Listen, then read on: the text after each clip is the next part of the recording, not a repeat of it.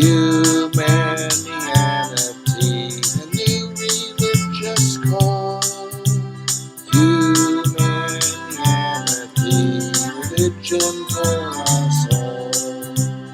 Humanity, now we all can see. Humanity, how much better we can be.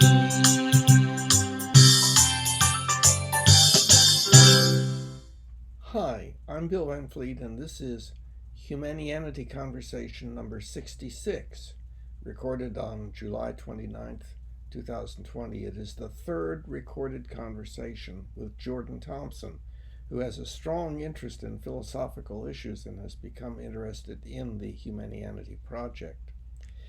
We talked some more about violence, the meaning of the term, and whether it is a necessary side effect or a desirable method of change.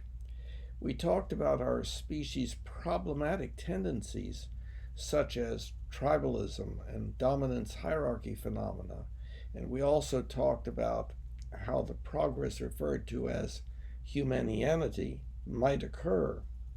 And we talked about some of the implications and problems associated with posting videos on Facebook containing presentations by controversial figures.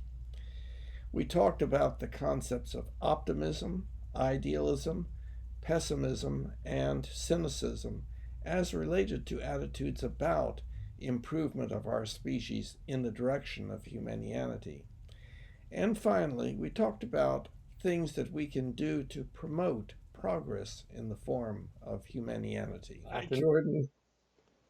How are you? Good. How you doing? Not too bad. Not too bad. Okay. So I promise not to derail us this time. Yeah, okay. Great. So I'm thinking that I'm kind of flip-flopping back and forth between how, or the best way, or what seems to be the best way to continue this conversation. So I was thinking, after the first time I was thinking, oh, well, maybe I should get more specific about the videos. But after last time, I'm thinking, oh, well, maybe I should just stick to violence in general, because that's really what's the most important for me from one potential Humanian to another, or to an actual Humanian, I should say. Mm-hmm. Anyway, so I'm wondering if you're okay with moving on from the approach of looking at individual videos and calling them into question or asking you questions about those videos, and sticking more to a general conversation about the world and violence within it and how we can look to a future without it, what steps need to be taken from where we are now in order to get to that future, stuff like that. Because I imagine that's still something where we'll have differing views. Yeah. Or at the very least, based on the definition of violence that we agreed upon last time, if we don't have differing views, we'll at the very least include different behaviors, I guess, in the non-violent section of the continuum than the other person might be willing to include. Yeah, I'm not real sure here about. Let's make sure that we are in agreement about violence. Okay. As you are remembering it, what does it seem like to you that we are in agreement about or not?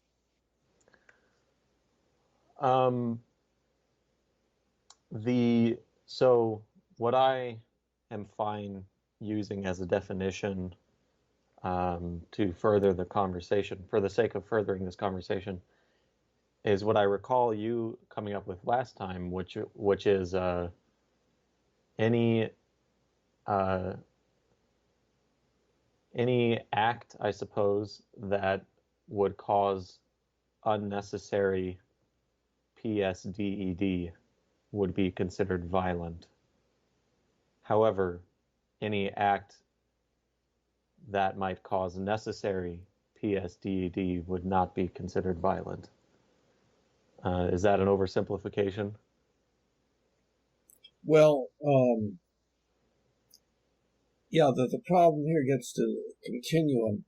In other words, my insulting a person would be considered different than my punching the person. Mm-hmm. And my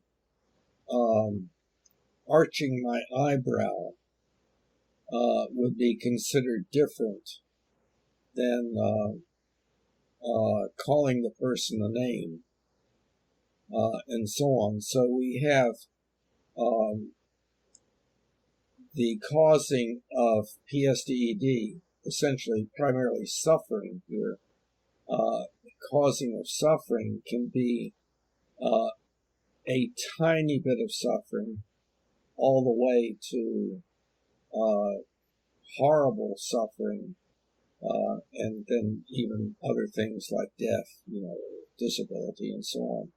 So we have this continuum where there's no possibility of erecting an objective barrier between what is on one side, what is on the other, and assigning labels to them, just like tall and short.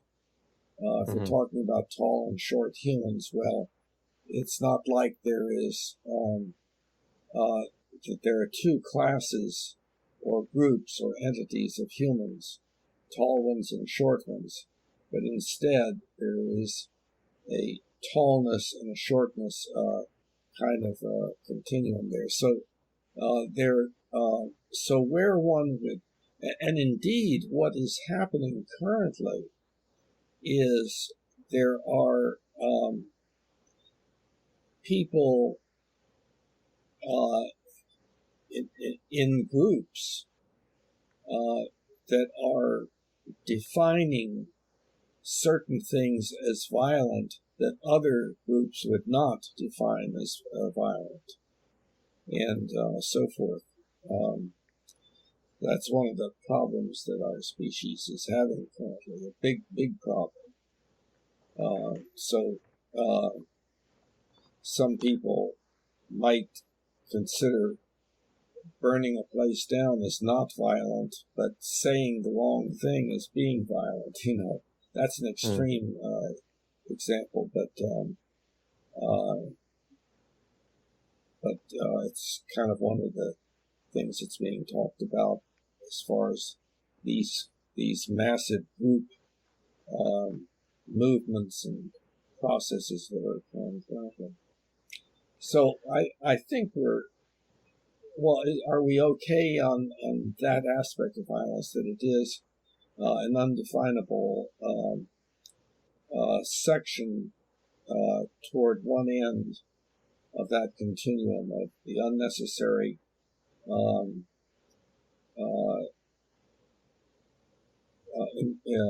causing of PSDED,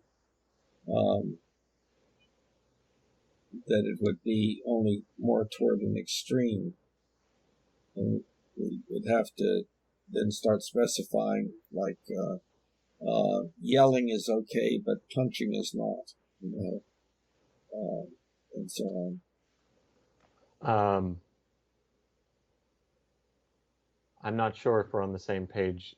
I didn't quite understand your wording with that final question.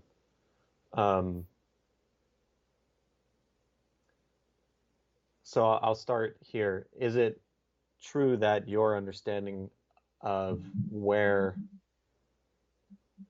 an individual case would fall on that continuum is primarily based on a perceived necessity or lack thereof of the ensuing pain, suffering, disability, or early death? Well, there is a major ambiguity and lack of definition here, and that's the word necessary, because necessary always has either understood or actually present in order to. Mm-hmm. And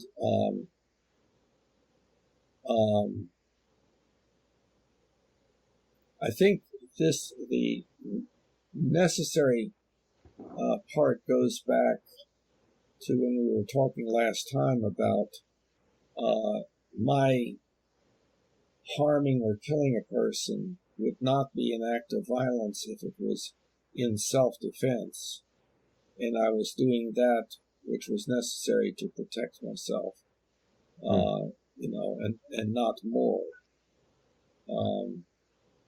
Nor would preventing a child from doing what they want to do, which is walk into the cul-de-sac, be violent, because the restriction of that child was necessary for their further existence. Yeah, well, there we come back to the word restriction, which we had not used up until now, and that was back in our last discussion. You were considering any restriction to be an act of violence, and I think we moved away from that. But and we're in agreement. Pain or emotional suffering, then, of the child as a response to not getting what they want, would be a necessary consequence, or would be necessary toward the end of their continuing life. I'm not sure. I think I lost my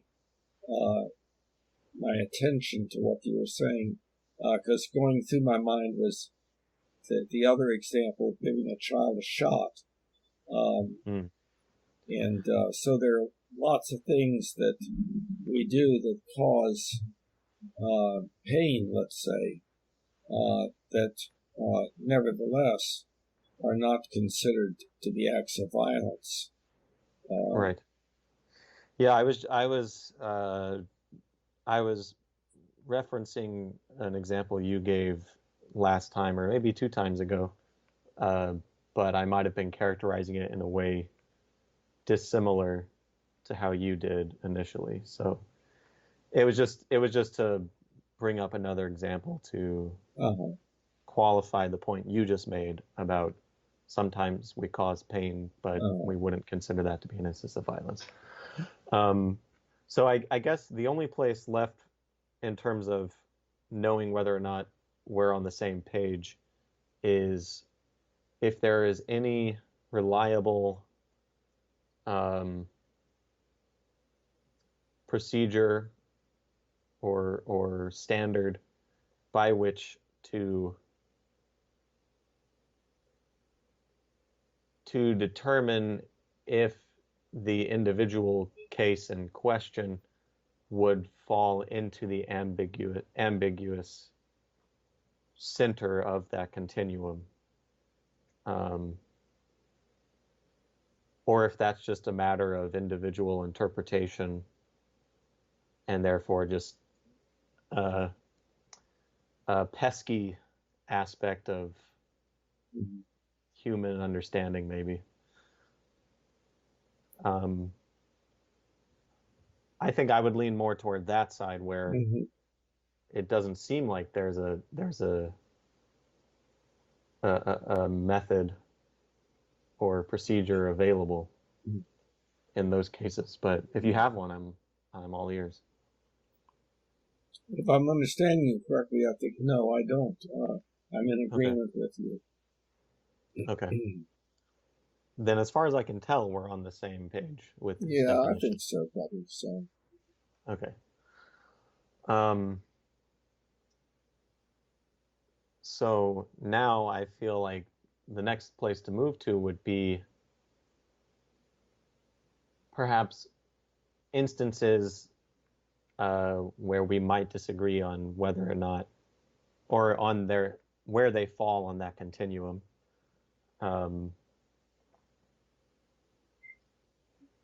So you said, you referenced stuff that is apparently going on in the world right now.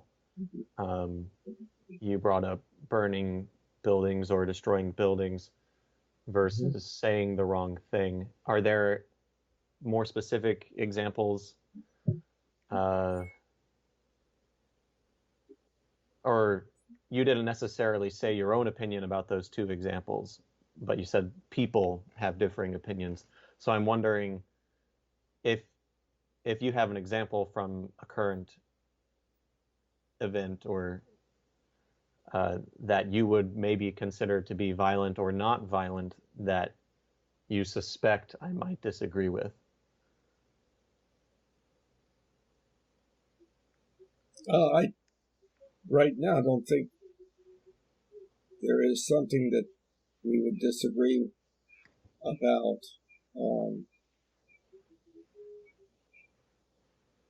I guess burning a building down when there's nobody in it would not be violence toward a living body or something, but it would be violence considered in some other respect. It's causing ESDED to the owner of the building and so on. Okay. So burning a building that is somebody's property would be violent. I would certainly have no problem with putting that in the violence category. But it may be that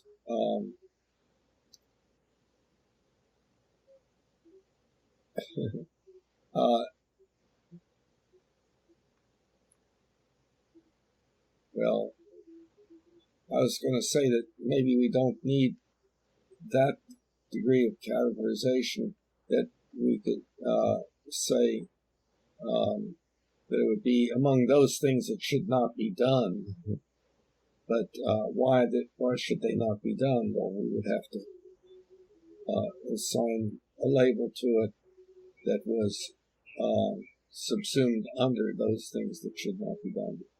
So I'm not sure exactly where I was going with that. Let's back up for a little bit. What is the main thing that we are working on at this point? Does it seem like? I want to figure out if there is any logical overlap in us respectively with the okay, how do I say this?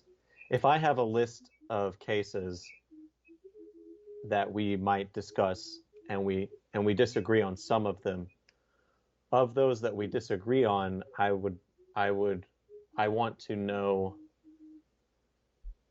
if I have a logical or if I'm consistent with those cases as to why they wouldn't count, and if you're consistent with those cases as to why they would count, or the other way around, depending on the cases. In other words, I want to know if there's some core, I guess, analytical distinction between our attempts to, I guess, measure the violence in things.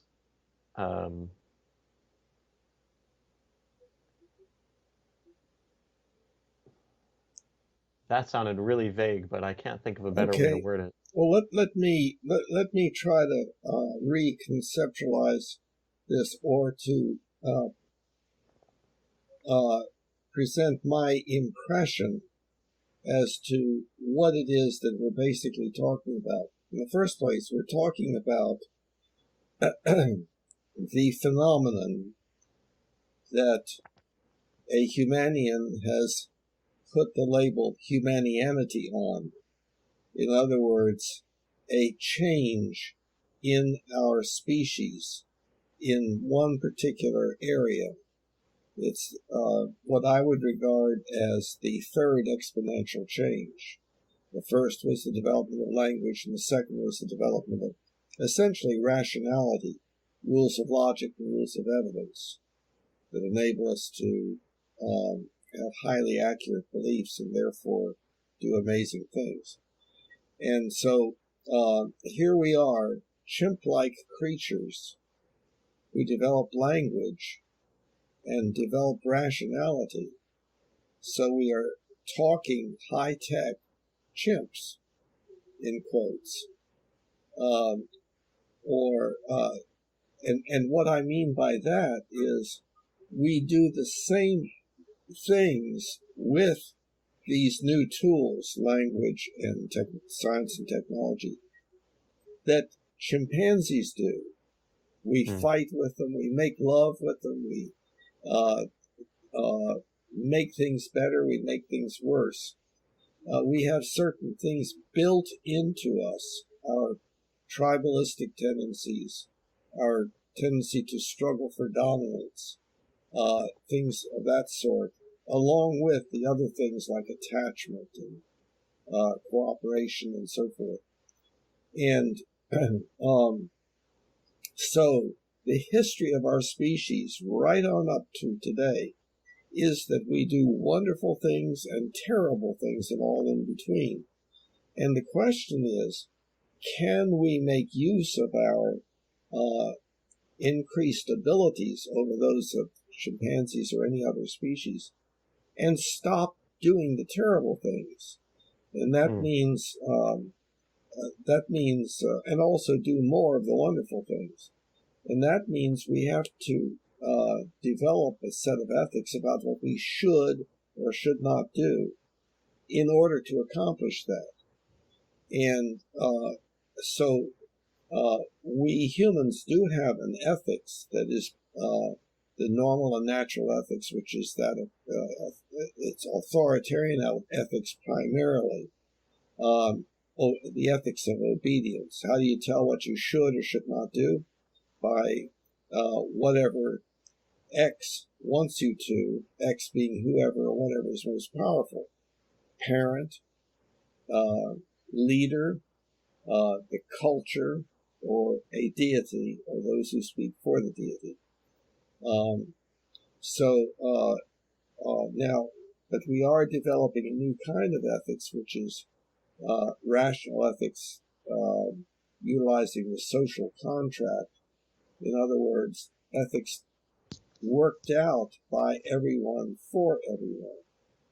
And so we're doing that more and more, but we're doing the other stuff to a much greater extent. So we are still, I would say, just a, quote, toddler as a species compared to what we may become in the far future when we're grown up, if we make it, if we don't kill ourselves off. You said we're doing the other stuff far more. What is the other stuff? I don't recall which statement that was in. My assumption is it followed, or what followed it was describing us as a toddler in terms of how much we have developed within this third change. Yeah. So we're doing something new, but we're still doing the other stuff, the old stuff, primarily. And what is that?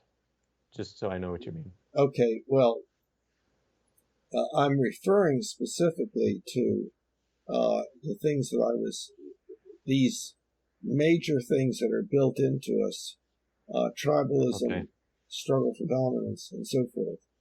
And, initially we had our teeth, and then we started using tools, weapons like clubs, and then more and more powerful weapons until we have nuclear bombs and so on. But then, in addition, we also now are moving toward using money. And of course, money has to do with property. And at one time, we didn't have property. We just belonged to the tribe and we moved around wherever we went. But then we started staking out property and so forth, and then other people would have to beg for it. The way of staking it out would be by being more powerful and being able to do so. So then when we have property, we move into this universal thing, slavery, where one person has to do what another person wants in order to get what they need. And of course, it went from bartering and trading and so forth to making that more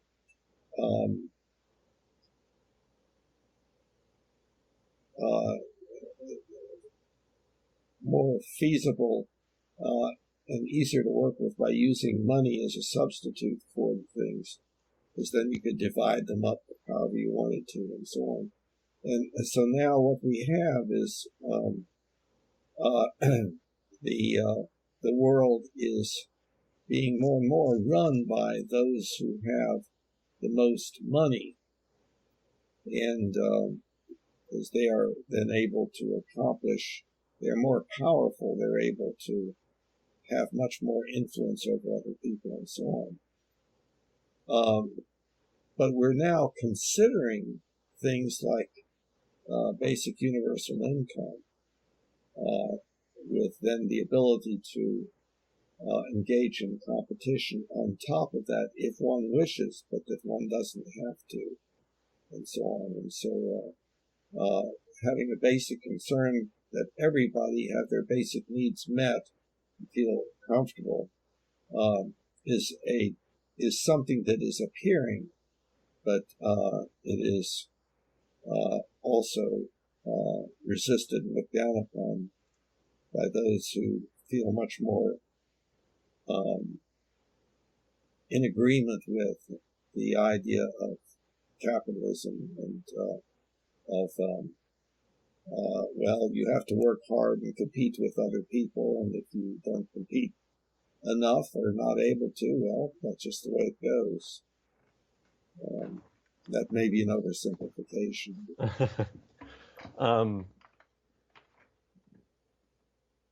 This might be tangential, but I'm very curious to know the answer to this. Well, first of all, would you agree that conservatives are typically the people who share the views expressed regarding Black Lives Matter, I guess that's the only topic I'll cite, that the people in the videos you share, I can't remember how I started that sentence. Would you agree that those people are conservative? The people in the videos that you share?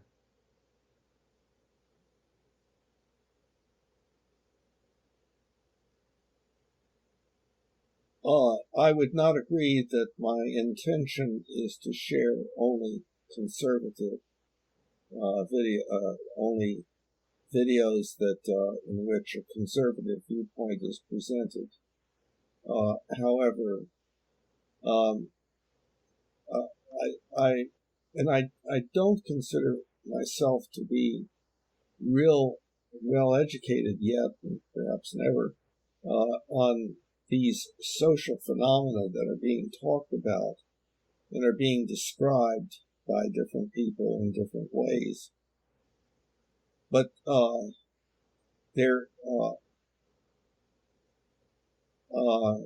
because I would consider myself to be liberal rather than conservative.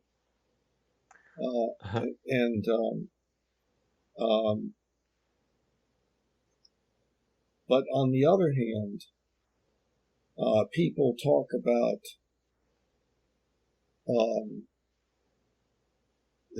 right and left, and they talk about the left having become increasingly,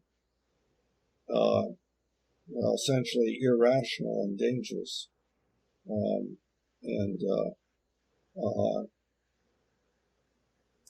that. But I cannot do a good job of presenting that.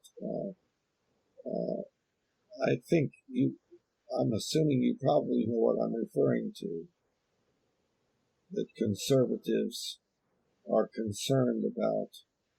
Yes. Well, it's like the Dave Rubin thing. Dave Rubin was a liberal person who then turned conservative when he saw where liberal was going. Right. But that he is not in complete agreement with all of the beliefs that are characterized as being those of the conservative group, so to speak. Well, the reason I asked the question was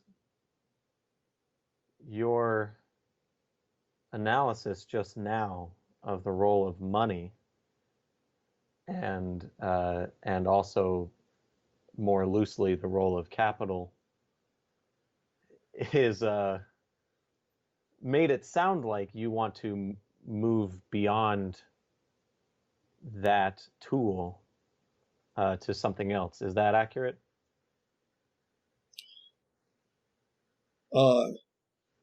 First answer would be yes. However, I guess I would immediately answer that what we have currently, I think, is not in the best interests of all of us. And as a Humanian, my concern is for all of us now and in the future. And but what the answer would be, I don't claim to have that kind of expertise. Sure. I'm very poorly educated in economics, hardly Sure. educated at all in economics. But as far as sorry, go ahead. Well, I was thinking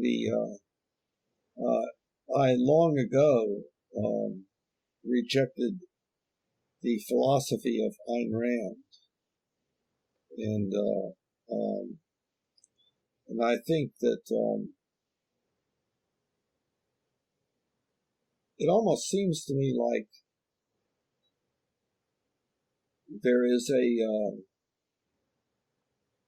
somewhat binary kind of classification here of those who fully accept competition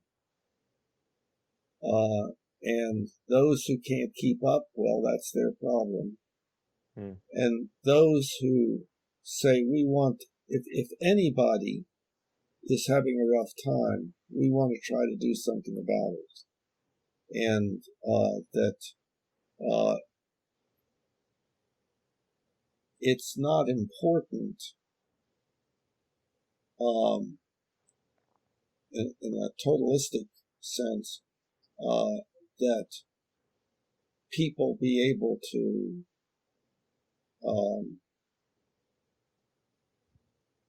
essentially accumulate power through wealth, however they achieve it, by hard work, by unusually great skill, or by inheritance, or by the ability to rig the system and or to engage in fraud or whatever. But so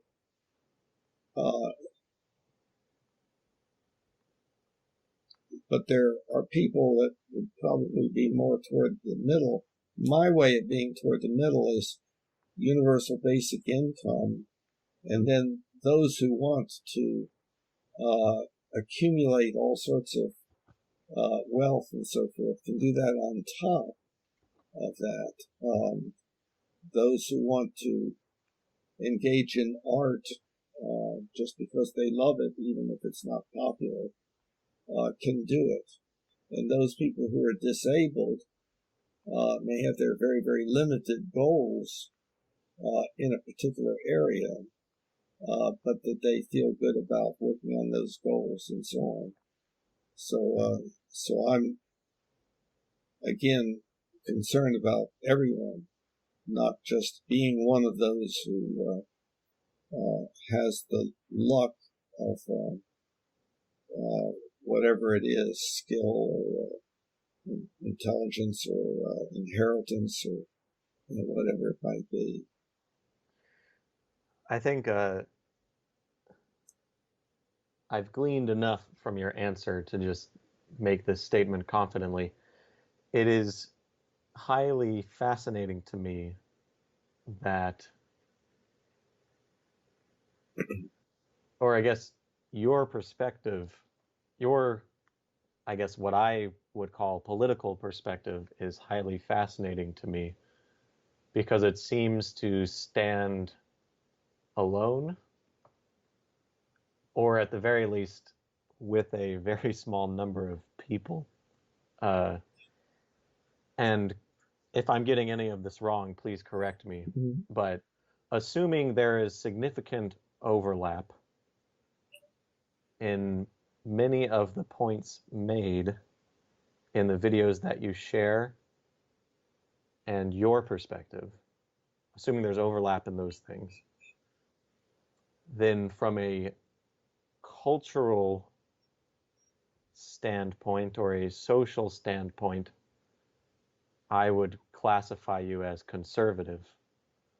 But from an economic standpoint,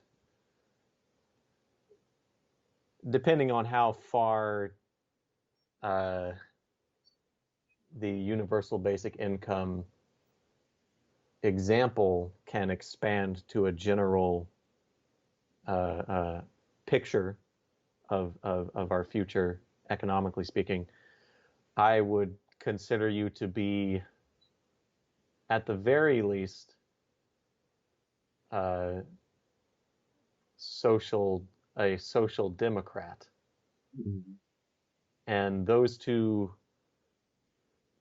camps, I don't know anybody personally, except for potentially you, if you don't disagree with this analysis, who has managed to fit those two things together.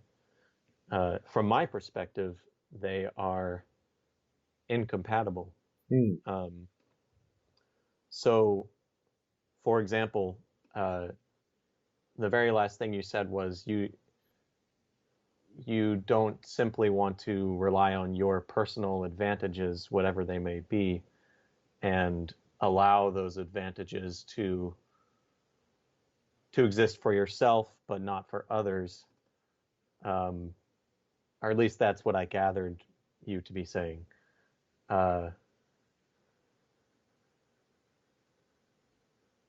And you also yourself seem to not be interested in competition as the primary mechanism by which we as a population derive our basic needs. You seem to be saying that at most competition should or can, I don't know which one you would say, exist on top of some mandated distribution of resources that meet our basic needs. Yeah, elective, in other words. Right. Competition being elective. However, what I understand Ben Shapiro, for example, to be arguing, or Candace Owens to be arguing, is that government handouts, which I view to be precisely the resources provided with the goal of people meeting their basic needs as precisely the reason why different groups of people are being held back. There is a victim mentality from their eyes, and it is because of affirmative action and things like that. Yes, but also food stamps, the welfare state. So I'm wondering if you see a distinction between something like universal basic income and what they might call the welfare state, or different federally mandated programs or policies that are attempting to, from their perspective, from the policy creator's perspective, account for the advantages that some people have over others. I think I kind of lost it toward the end there, and it's partly because I'm composing Right. But I wanted to say that, like, the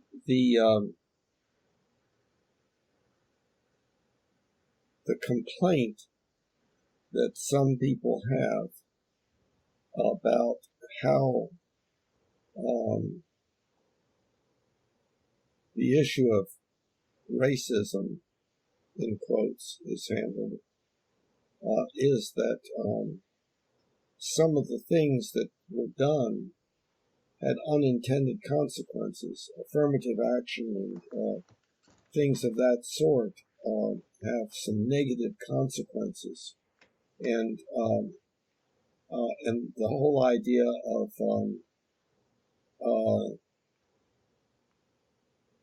providing income to, say, single mothers, as long as they remain single,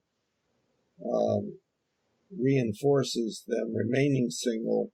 And in our particular culture, it has seemed that a father in the family has led to better performance of that of the children as they have grown up and so forth. Is there just so I'm aware of what you're referring to, is there some policy that bases federal funding to individuals on their relationship status,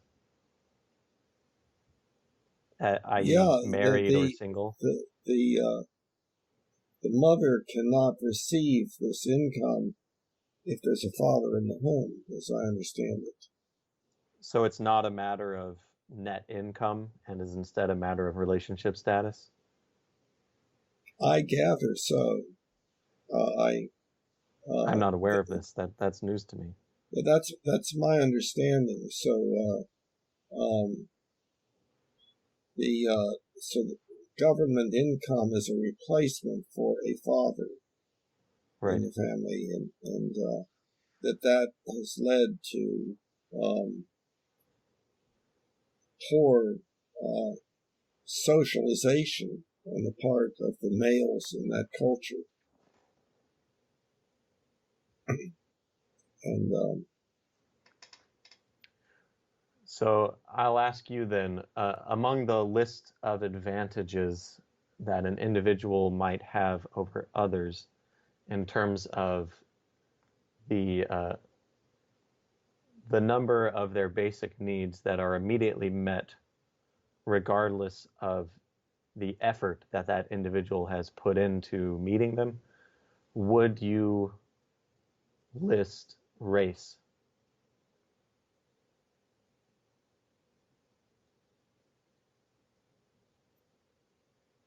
that's an area that I in my mind, is so confused. I don't have an answer. I also know that it is a highly charged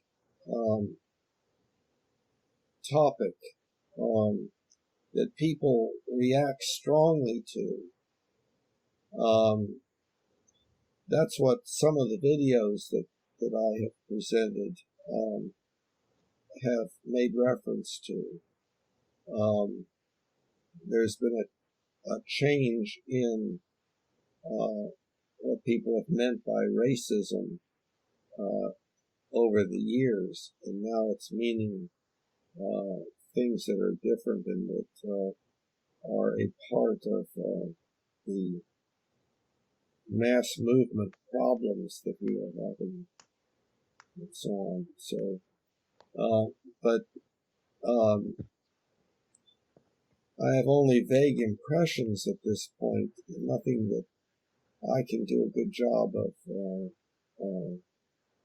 supporting.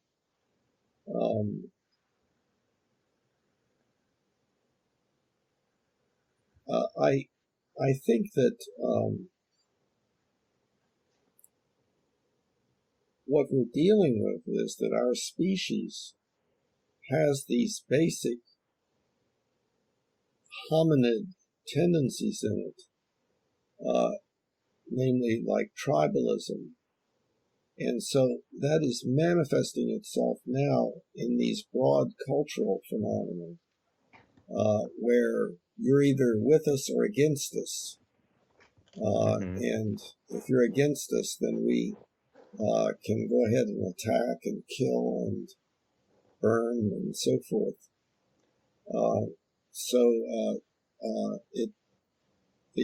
The processes that are going on are very primitive processes, but in highly sophisticated areas, linguistic areas, like how you use your words.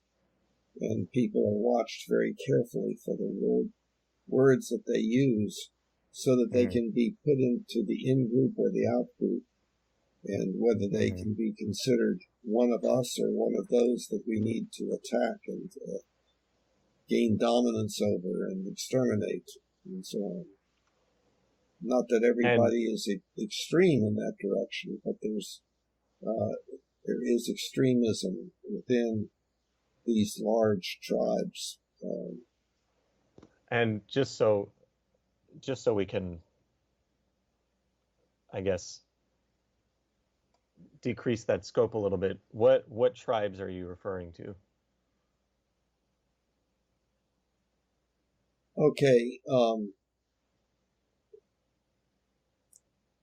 I'm using the term in the most basic way that would apply to chimpanzees, and it's the feeling of being a member of a group, as opposed to one of them that are outside the group, so that we have increased empathy for and loyalty to the people in our group, and reduced empathy and lack of loyalty to those outside. That's why we can go to war and kill other people as rapidly as possible. Like, they don't matter, but it would certainly matter to us that one of ours got killed, right, and so forth. So if one identifies, well, for instance, as a BLM, then one has a certain loyalty to that group, and there's the outside that are considered to be the problem. In other words, if we could only get rid of the neighboring tribe, then everything would be okay. And That's happened in religious spheres also.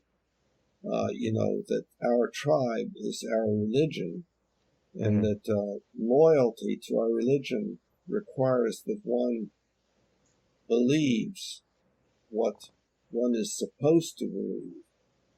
And if one does not, then, like in some cultures, then sure, you can behead the person, even if the person happens to be your daughter. So we have lots of different ways of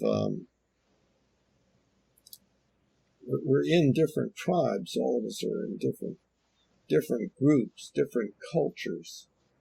A tribe has a particular culture. Sure. And then how strongly or weakly the culture that group requires adherence to the culture's usual way of doing things varies. Right. And so it sounded like you just claimed, and I agree with this claim, that tribes sort of exist all over the globe with our species, within multiple tribes within one overall community, and then multiple communities within and it just keeps increasing in scale. So yes, there are countless numbers of tribes. Yes. Okay. So with that in mind, do you see any well, do I want to go there yet? I do this thing with you where I ask a question that I expect to have a simple answer, and then your answer is very big picture. Yeah. And I was about to continue on the big picture, even though when I asked my initial question, I said, reduce the scope. Okay, so I'm not going to go there yet. So with BLM, for example, do you understand its main goals to be exclusion of those who don't agree with BLM? Or do you understand it to be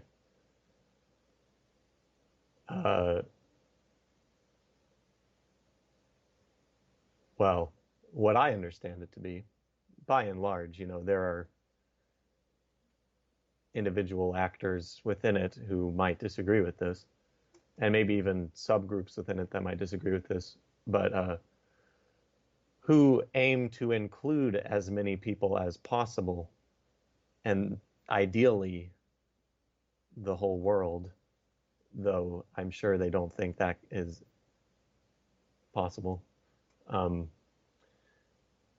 it's a matter of convincing people of a certain perspective.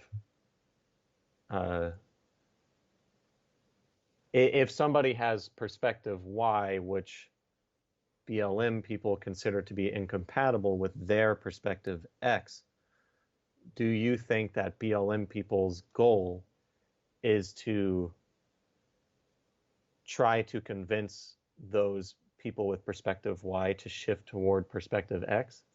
Or do you think their goal is to, I guess, remove the people who have perspective Y, or marginalize them, or suppress them in some systematic way? Or exterminate them. Yeah, remove, exterminate. Yeah. No, I don't think I don't think that that's a binary thing at all. Okay. I think that it varies considerably. Probably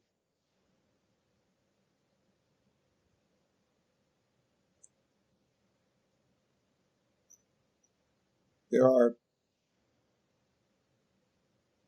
I mean, there are undoubtedly people in BLM that say all that we want is to say Black Lives Matter also. And so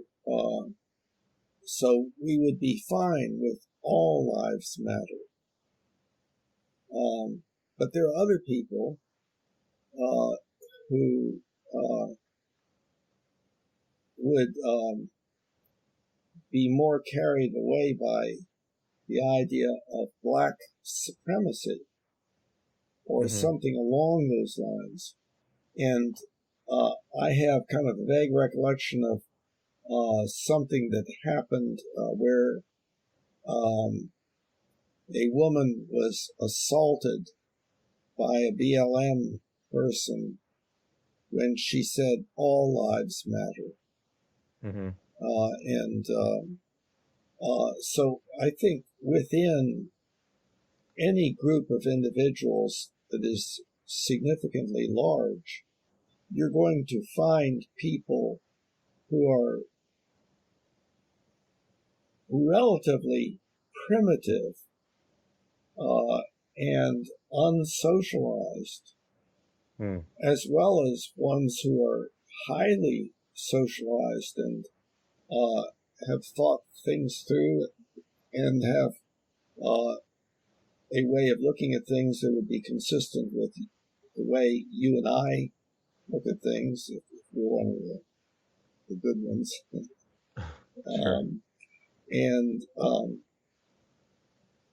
Sure. So that's why, for instance, the example would be peaceful protest, but then a subgroup comes in and turns it into burning and killing and so on. Right. So I don't think it's a good idea to try to characterize a whole group as being one particular way. I think that there's a lot of variability, but the problem is that such a group, any culture, can indeed acquire beliefs that result in it being essentially harmful according to the Humanian ultimate ethical principle. And that goes for religious groups and political groups and so on. So we have these large movements, and the people within the movements are kind of swept along by the quote group-think phenomenon. In other words, if you're one of us, you think like one of us. At least you're better. And because cultures do have a certain what cultures are at least is an ethical framework of what you should or should not do.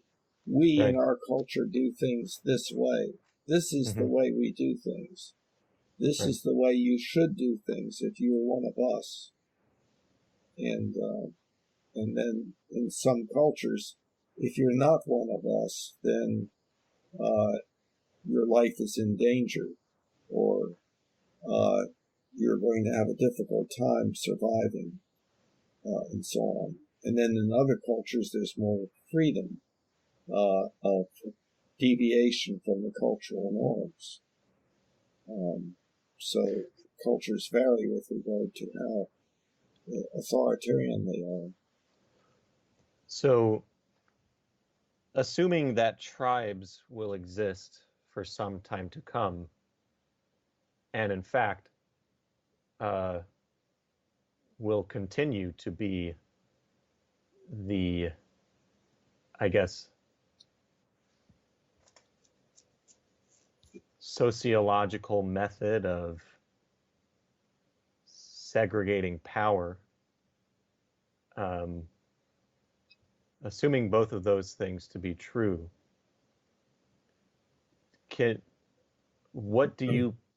how do you view us moving forward? Question mark. Mm-hmm. And or another way to ask that is, how could a tribe optimally manage itself to avoid the dangers that you have listed with some detail? Right. Okay. Well, more and more, I think that there's one answer,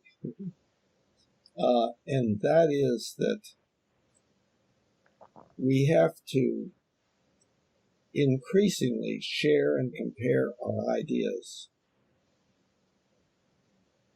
doing like what you and I are doing right now. Mm-hmm. And this is different than what comes naturally, which is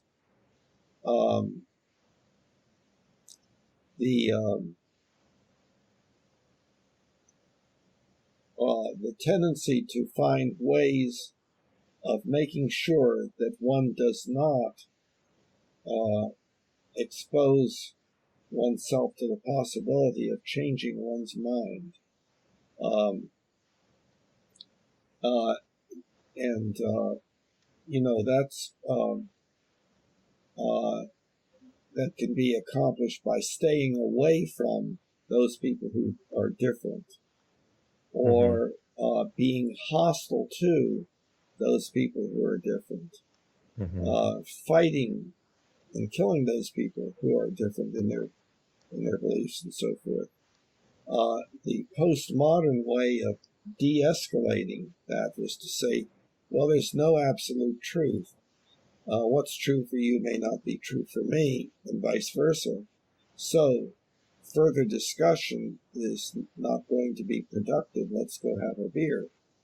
And so people learn to live with each other, even though they have difference in belief. But that's not really solving the problem. And what needs to be done is that these individuals need to share and compare their ideas, their beliefs, with the goal of coming to agreement. And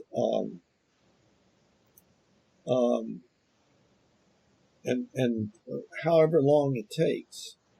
Now that's if those beliefs that we're talking about have anything to do with the quality of life of any individuals. And then, of course, there's time management issues. People can't spend all of their waking hours doing that. They've got to do other things too. So, but it's that process. But also,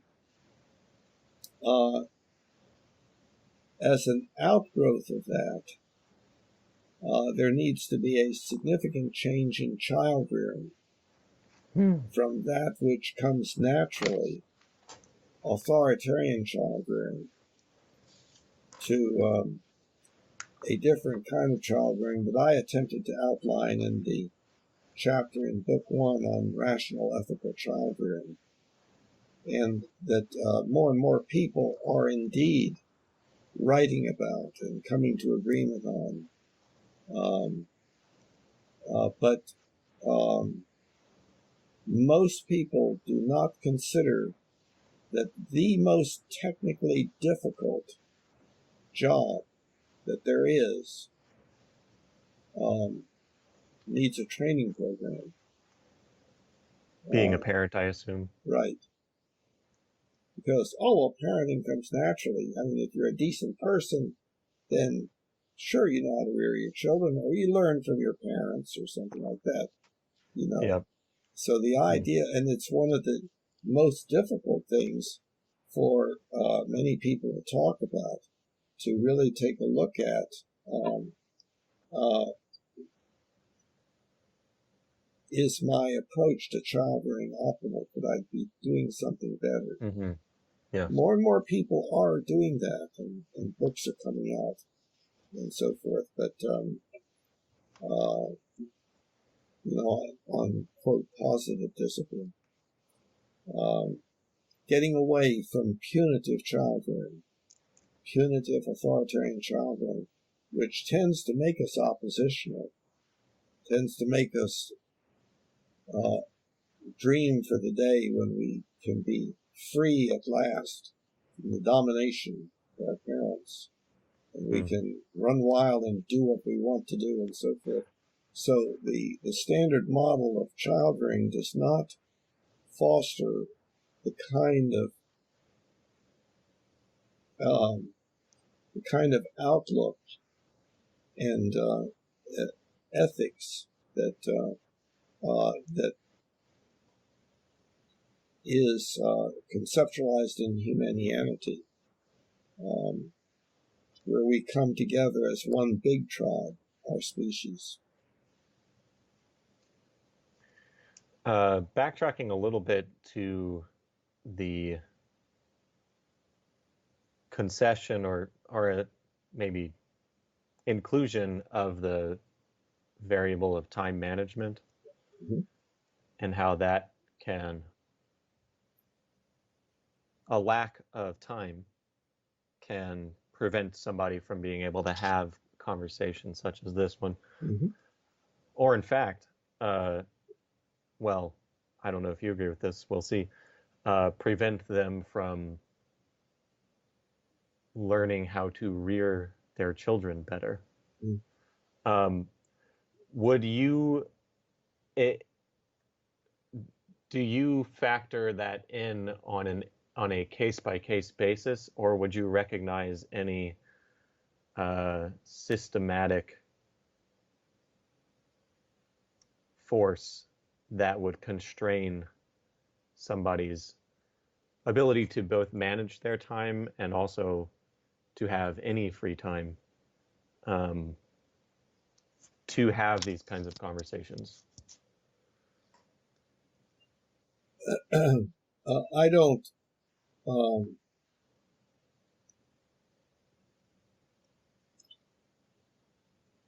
In general, I don't see this as something to be imposed on the individual from outside. I see the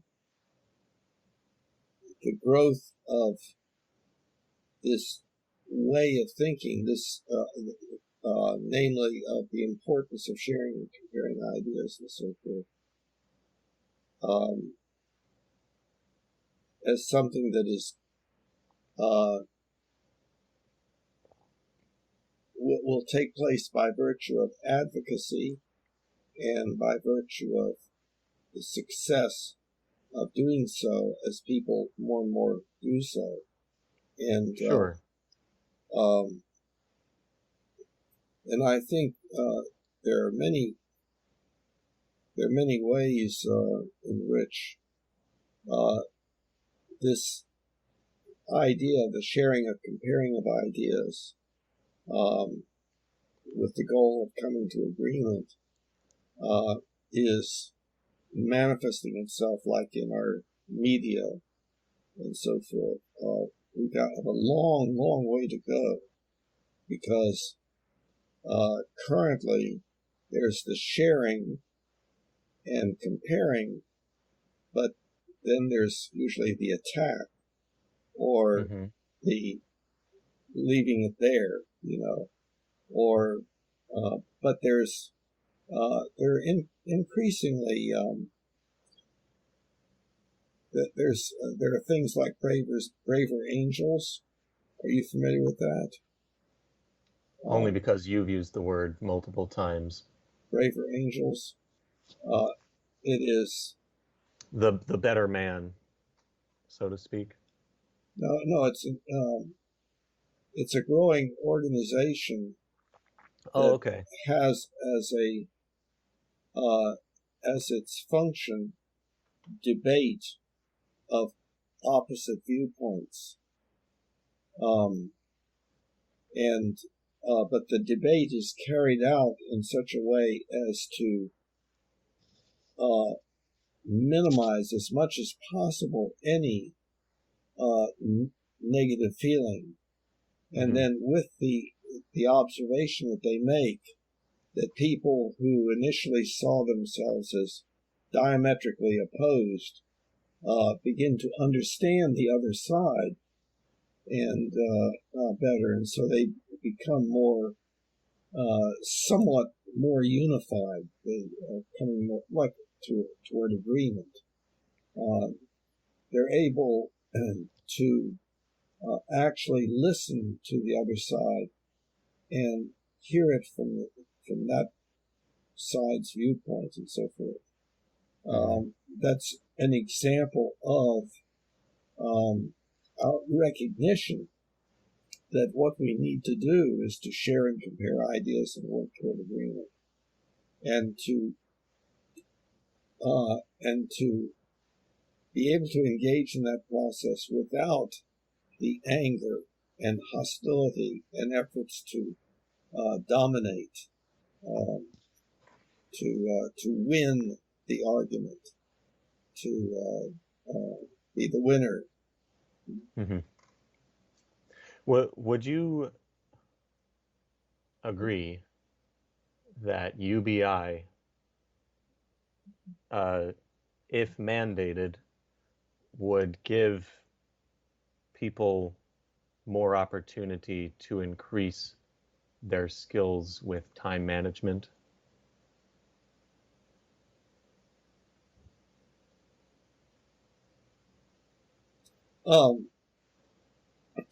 The reason I'm hesitating is because I'm not able to understand probably the way that you are understanding, the way you're conceptualizing what we're talking about.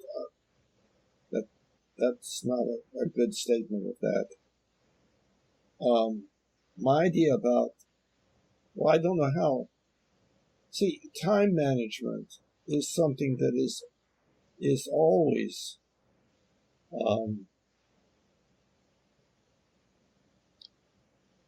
a necessary built-in ingredient of successful living. Some things have higher priority than others. One has to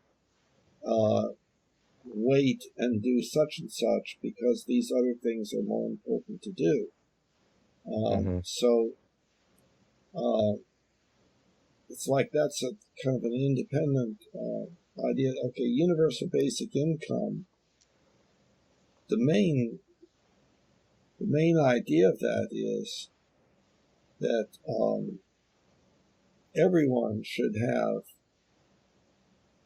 a basic level of comfort and satisfaction in life.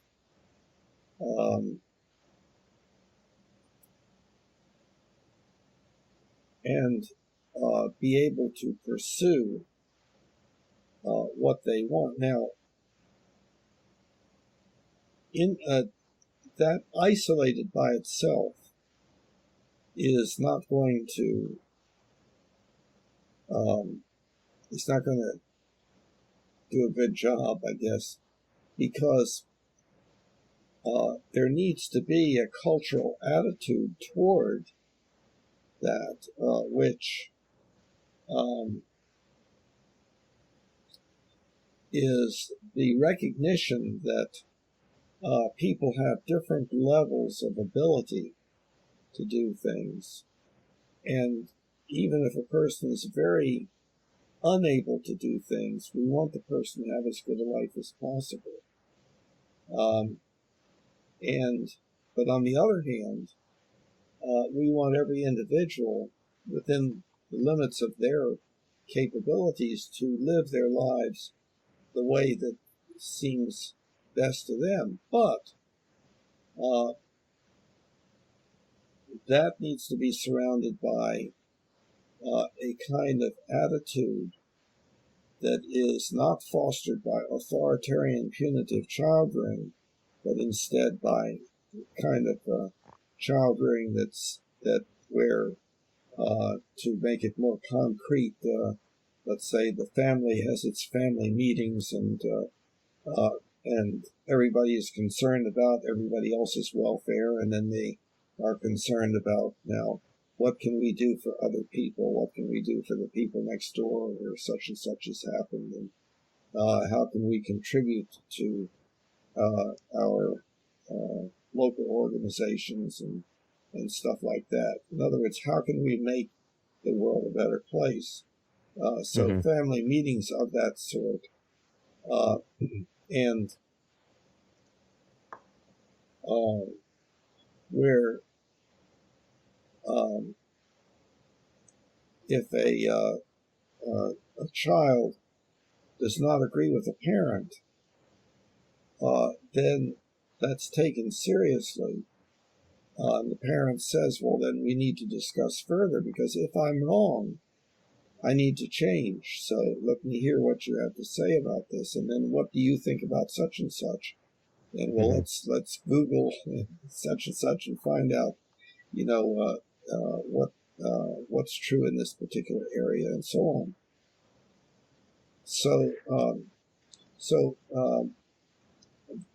that makes people be different than angry and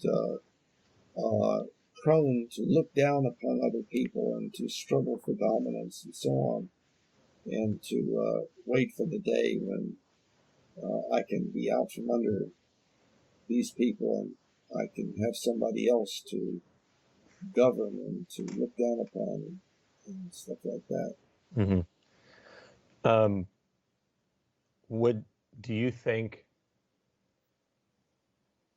Would you prefer the attitude to change before UBI was implemented,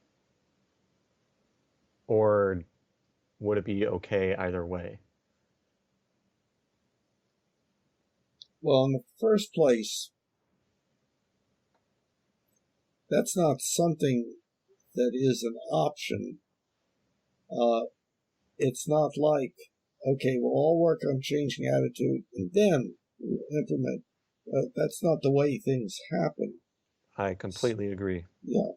So it's a little by little sort of thing where different parts of the culture change to keep up with other parts of the culture, so to speak. Right.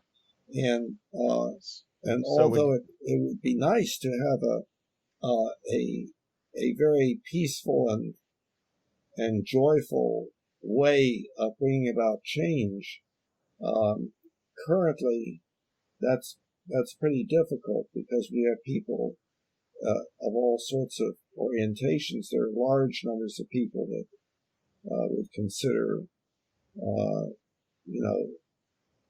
change in that direction to be something awful, and so we're talking about change that has to occur in a very disorganized, to some extent, way, where people who are further along relate to other people in such a way that that it encourages them to move out of their position, their more anti-social position, toward a more social position. Do you think that if UBI was introduced in this country, that might expedite the change, the attitude change?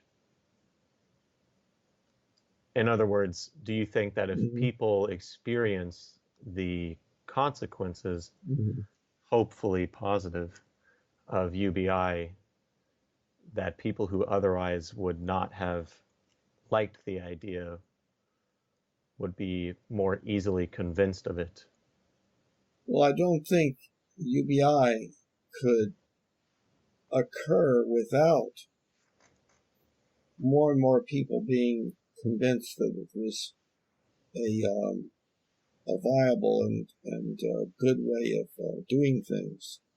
But we also know that any process like that, there's going to be, a continuum of people, that some whom are very much for and some of whom are very much against, and that there's a slow process there. So it's not as if we have the option of, well, let's change the attitudes first and then have UBI, or let's do UBI and then that will change people's minds. People in our country would have to agree, at least, that UBI was a good idea. The majority of people would have to agree with that. You think the majority would? I think there are plenty of policies that are implemented that at most a plurality of the population agrees with, but certainly not a majority. What's the difference, plurality and majority? If you have a pie graph and there is no section of it that is 50% or greater, then the plurality would be the biggest. Yeah, I understand. Yeah.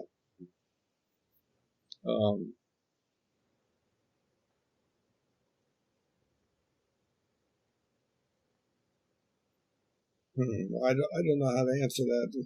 That gets into how politics works, and that also changes, is changing as we go along. So I think it. Correct me if I'm wrong, but a sort of framework for our potential differences seems to be arising, and it seems to be based on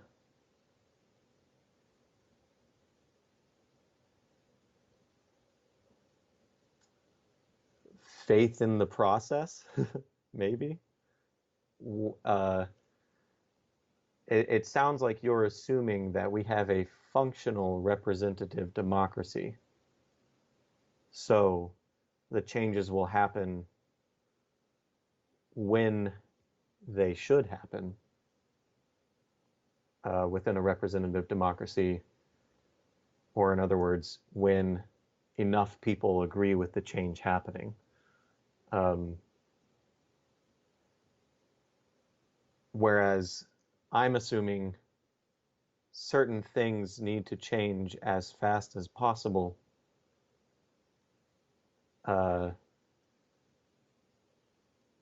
for multiple reasons. And the electoral process, which is the main way that I'm told I as an individual can contribute to the change arriving, is too slow.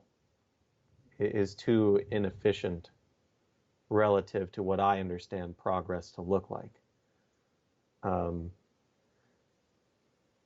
And so with that assumption in mind, well, okay, so perhaps an area where you might be sympathetic to my position, assuming you don't already agree, is climate change. I think we're past the time of needing certain policies implemented regardless of what the population collectively desires or prefers, relative to the standard of now and in the future within the HUEP. So while I'm sure there would be some backlash and maybe, a bad taste in many people's mouths that translates maybe even to violence. If it means that our coastlines don't inevitably shrink miles or inches, feet, miles, etc., then I'm okay with that consequence. Do you see what I'm saying? And that logic follows for a lot of things that I assume we might disagree with, even if we agree with that particular case. So this is what I was initially wondering about, is if we look at the continuum of violence, are there things that you and I would disagree upon where they fall on that continuum? So if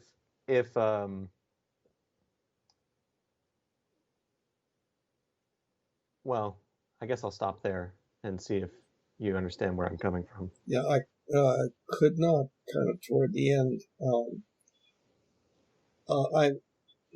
It sounds to me like you're saying, okay, this movement in a positive direction, is it not going to be accompanied by disagreement, dissent, protest, violence, etc.? And currently, that is probably so. What is probably so? That movement in a particular direction is going to have a certain amount of disagreement and dissent and protest and violence and so on, because we have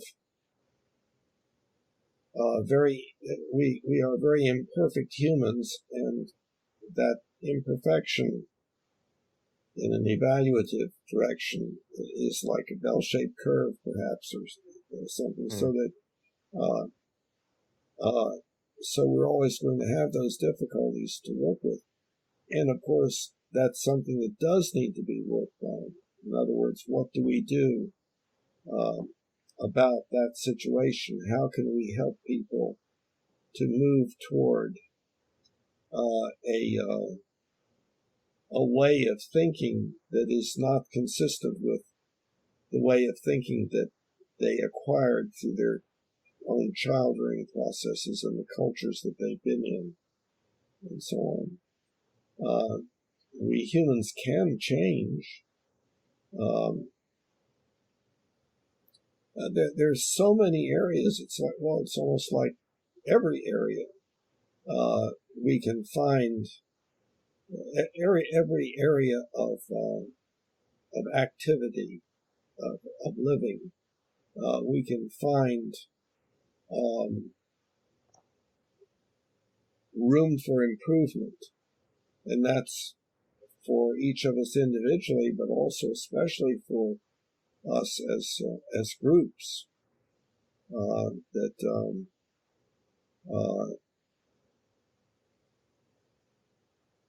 So that's an ongoing process. So that again is the concept that we are still just a toddler, and unfortunately, we don't have a parent, acting as coach and everything. So it's got to be us. We, the toddler, have to be our own parent, and we have to get away from that being a matter of some of us forcing others, and instead working on what we actually believe in, the ethics that we have, not who dominates whom, but what do we believe is the right way of doing things, based upon always continuing discussion and sharing and pairing of ideas, and working toward coming to agreement. Can you see, after hearing me describe the potential framework for our potential disagreement, why I might support a tribe or movements such as BLM?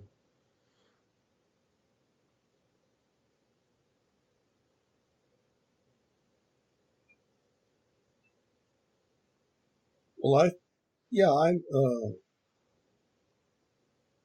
I don't, I'm not against supporting movements.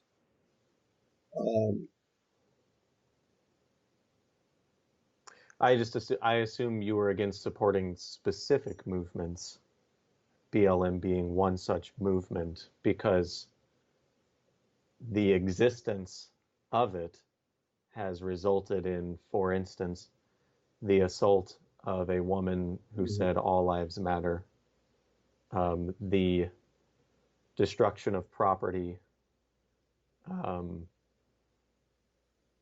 private or public, etc. So I'm not asking if you understand why I would support any movement whatsoever. I'm asking if you understand why my perspective might lead me to support Black Lives Matter in particular. Well, yeah, and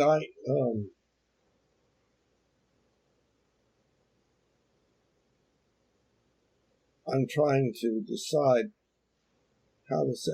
I think that I support Black Lives Matter, Okay. but not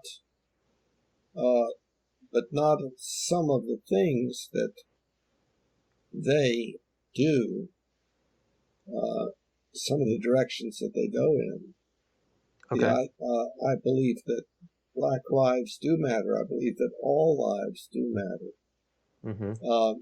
Now, mixed in with that is my insufficient education with regard to cultural phenomena and so on to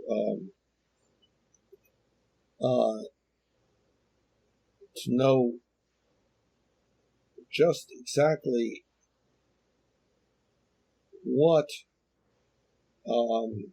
is being advocated for in BLM,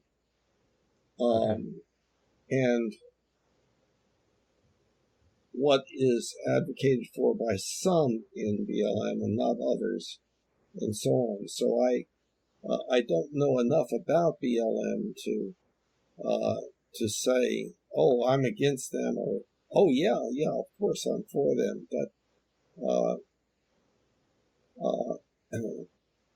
I think that there are processes going on that are unfortunate, that are distorting some of the good things that are in such a movement. And so that's why we're seeing some of the bad things. And those forces are those aspects of our basic hominid nature, where we find an opportunity. We can show off. We can struggle for dominance. We can fight. We can the joy of fighting, the thrill, and so forth, and all lots of different things like that are unfortunate. They're built into us, where we really need to work on our ethics. So I'm just going to lay out my reaction to the last 3 months, I suppose, what's going on in our country for that amount of time. And I just want to know what your thoughts are about my reaction. When the riots first started erupting in Minnesota, I was wholly unsure of what to think about it. It felt very new to me in terms of things that have happened in my country in my lifetime. And I was not sure how to value it or judge it. We have seen smaller riots regarding the same topic of police brutality in the past, even in Charlotte, as you very well may know, from 2017 and prior, but nothing on the same scale and nothing that seemed to have as much cultural traction as what started in Minnesota. And so it felt unprecedented for me, and of course I knew there were going to be polarizing opinions one way or the other regarding this event, so that wasn't unanticipated. But what was actually unanticipated to me was how much has actually changed, or how much local and federal officials have spoken out in favor of some changes. Now, whether that means they'll actually put in the effort to try to make those changes is one thing, especially on the federal level. But when I see that a reallocation of funds for police departments is happening in some cities and some states, when I see that social workers are being tasked with being responsible for certain scenarios that prior to that point police officers were responsible for handling. When I see some people suggesting an increased amount of training in the police academy before you're part of the police department, when I see all these changes, I have to ask myself, when would these have happened if these riots did not ignite, or if these riots did not inspire further peaceful protests? Because I imagine if it was only rioting, then there would be much less acquiescence, I suppose, by elected officials. So I can't help but view certainly not an individual shooting or assaulting. I think it was shooting an All Lives Matter advocate, but something like the destruction of public property, such as statues,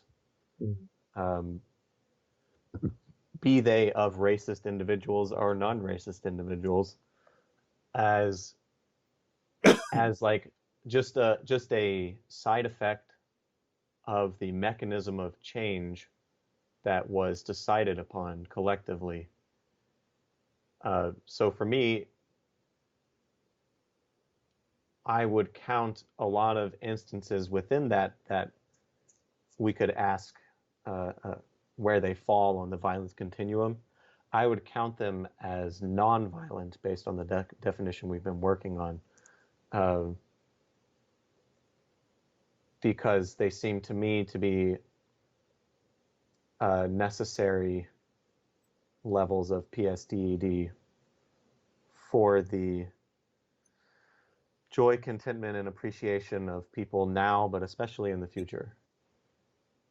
So that's my perspective with Black Lives Matter, with but not just Black Lives Matter, but also just what has been happening, that a lot of the people who you post videos of have commented on. In every case, I think they've commented in ways that are in disagreement with my perspective. So that is where I stood when I first reached out to talk with you.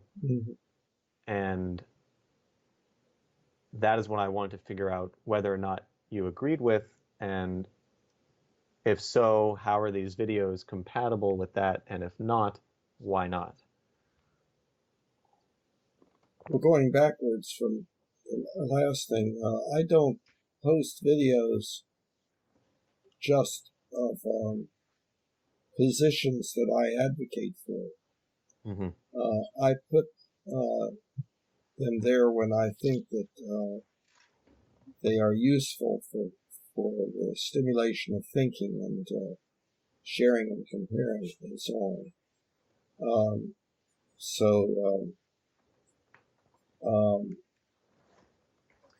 But I think I'm understanding. Let's see if I can formulate the rest that went behind that.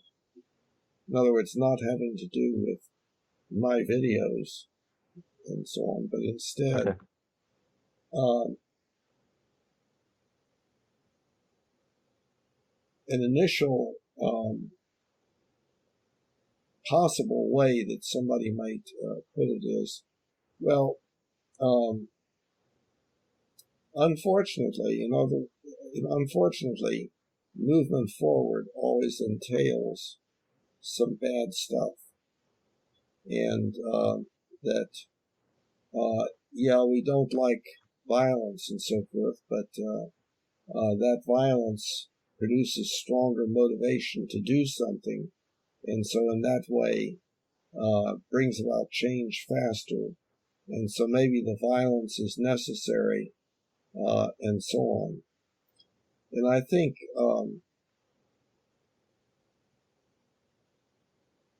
there are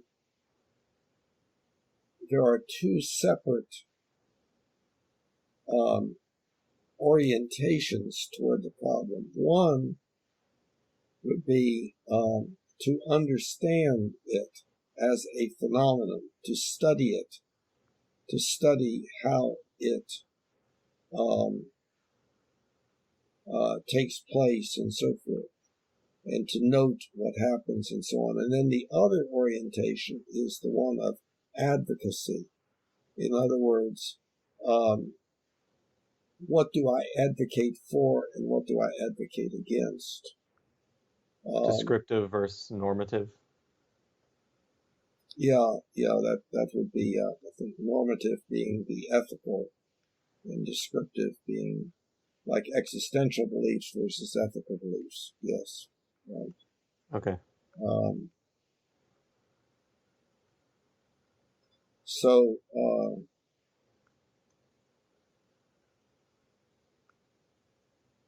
I am not in favor. To me, it seems like peaceful protest is a good thing, and it has led to good things happening. It is a risky thing in that it can lead to non-peaceful stuff, which actually I think tends to make things worse, because it tends to do more in the way of polarizing, Mm-hmm. so that take something like BLM. Oh well, look at what BLM is doing. It's there's buildings burning down, people getting killed, and so forth. Is that what you want? Kind of thing. Right. And so it can lead to polarization. It may be to do the descriptive part. It would be that that movement or change tends to bring about an increase, at least a temporary increase, in the manifestation of viewpoints, and therefore opposing Right. viewpoints. They're not just in conversation or in somebody's brain. They're Mm-hmm. manifesting in their behavior. Mm-hmm. Yeah. Yeah. So from a descriptive standpoint, that's probably the way currently things are going to be, because that's the way we are. We can see that. That's the way we humans do things. From the normative standpoint, what I advocate for is that we understand ourselves, understand the unfortunate nature of some of the things that are built into us, and that we work on inhibiting those, and that we advocate to each other and share and compare ideas and try to come to agreement about what is the best way, and so forth. So, and I think, currently there is discussion. Yes, we want peaceful protest, but we do not want, quote, violence. We don't want the burning and killing. Would you, so we haven't, okay, I just need this clarified. Would you cite BLM or individuals representing BLM as the agents of the majority of violence that has ensued in the past few months? Oh, I do not know. I don't believe that I have any database that my mind has access to that would give me some idea. I don't want to mischaracterize Okay. groups of people. That's something that we tend to do. Yes. So after hearing you talk about why you post the videos you post and combining all of that testimony with what you just talked about,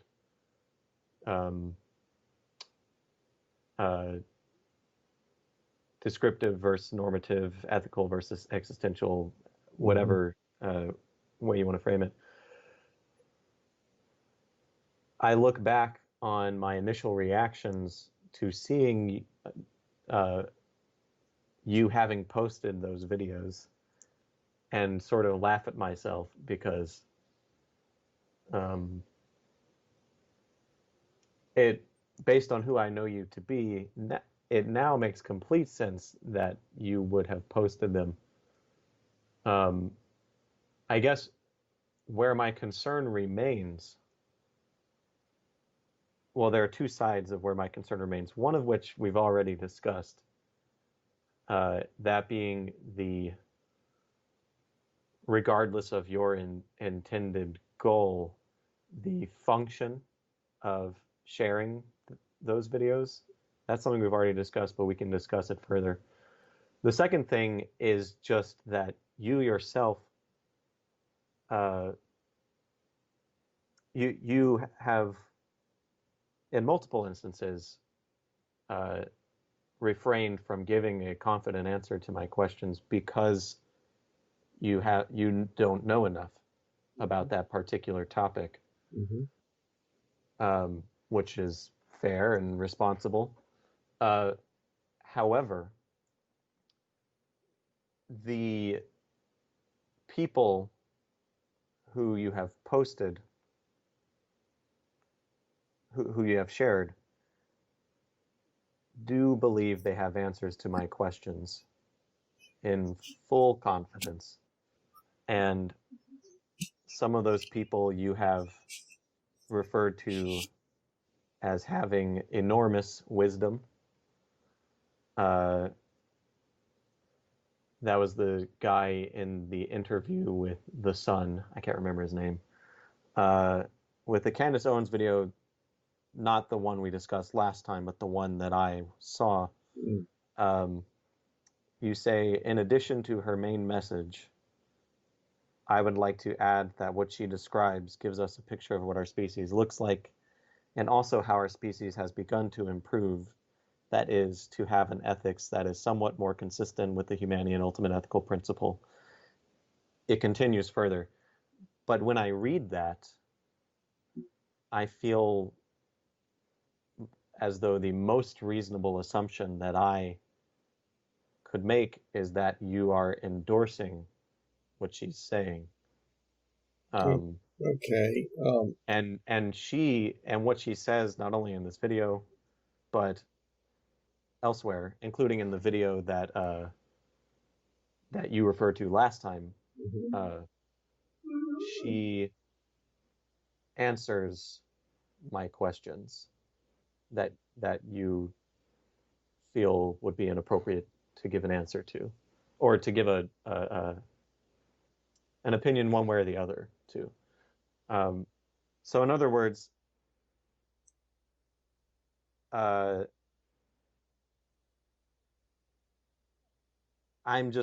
concerned that regardless of your perspective and regardless of your intent, you are somehow only being shown through algorithms, etc., or maybe just algorithms, one side of the conversation, and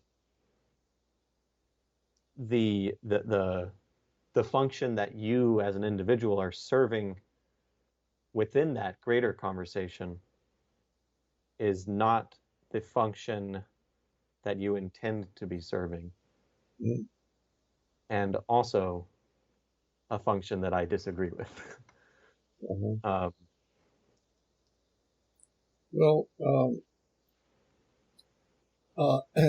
have been thinking here that I maybe have probably been a little bit inaccurate or misleading.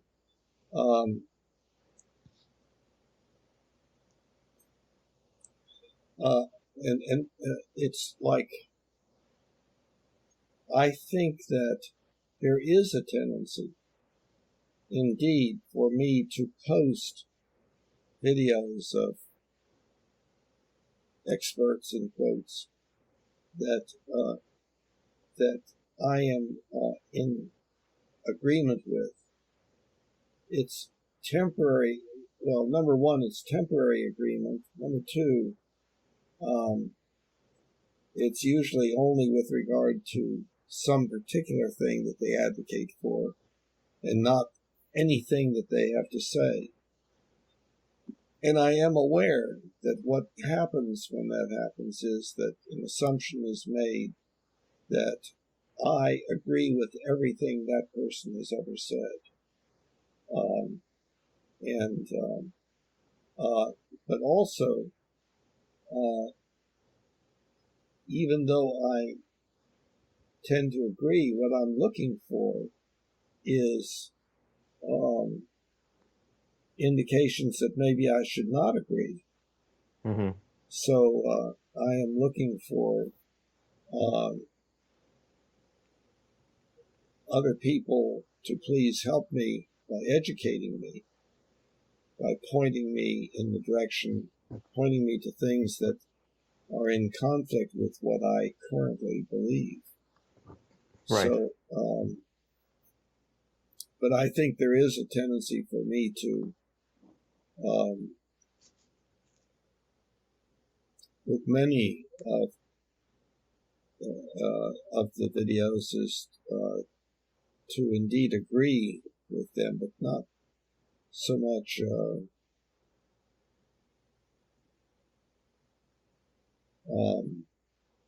see, I don't have a real clear memory of a particular video that where there's maybe a general idea that I think is the important thing, but the individual things that they said I would not go along with, or vice versa. So if we're talking about my videos, I'm not sure that one can conclude. Well, I know that one cannot conclude where I stand on how I look at things, but I also know that people will do that, and that's what I think in one of the Shapiro videos is indicated that all you have to do is to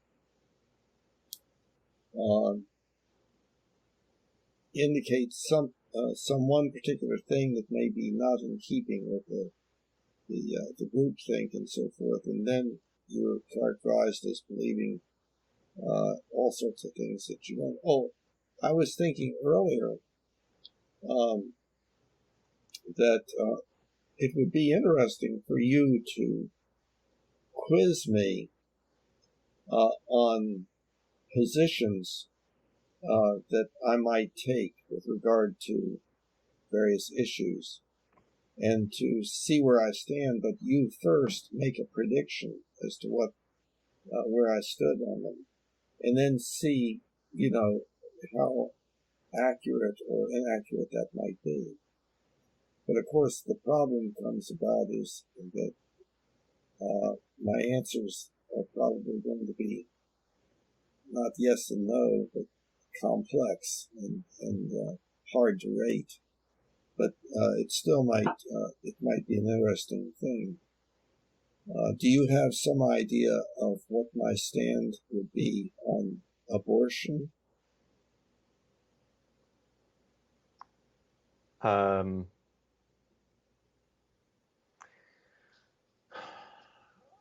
I would assume that in the case of abortion, based on, by the way, this feels like me being quizzed on your ideas, but Well, rather than me quizzing you. But anyway, I'm fine with that.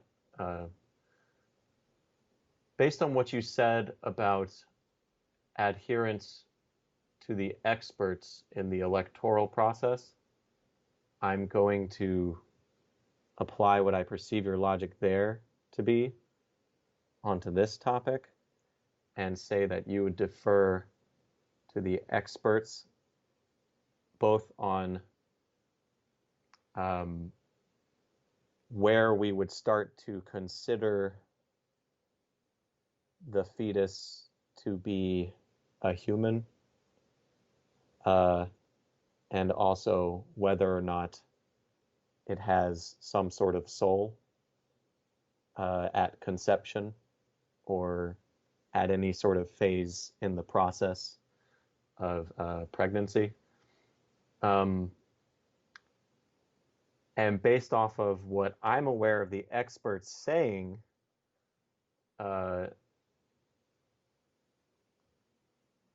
I would assume, with all of that in mind, I would venture to guess that you would be pro-choice. At least within certain windows of time that be somewhere between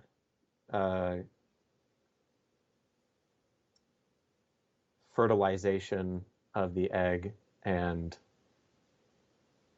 leaving the womb. So some window of time would be where you would find it acceptable to institutionalize the option of removing this thing and preventing it from a future.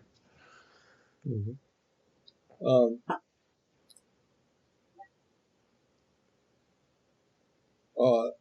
That's pretty good. I basically think it should be up to the mother, and I don't.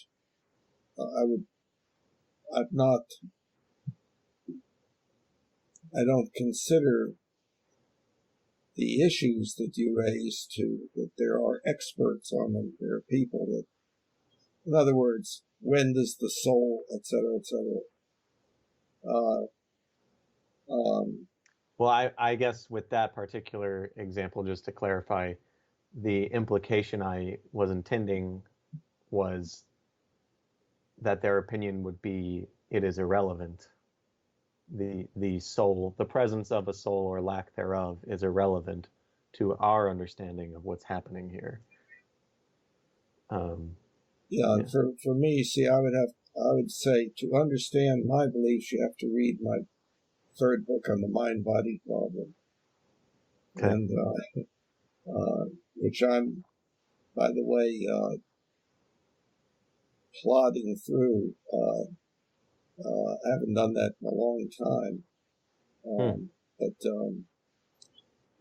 I'm still impressed with it, and I've thought about this. There's some way I can get the book out, but at any rate, that has to do with consciousness and the mind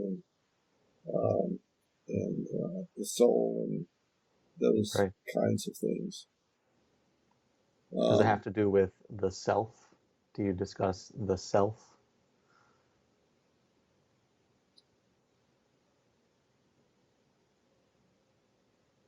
A little bit. But see, that would be just one component of this thing called, quote, consciousness. I see. Okay. Just in case we're going to continue with this new phase of asking or quizzing or whatever, what I said earlier about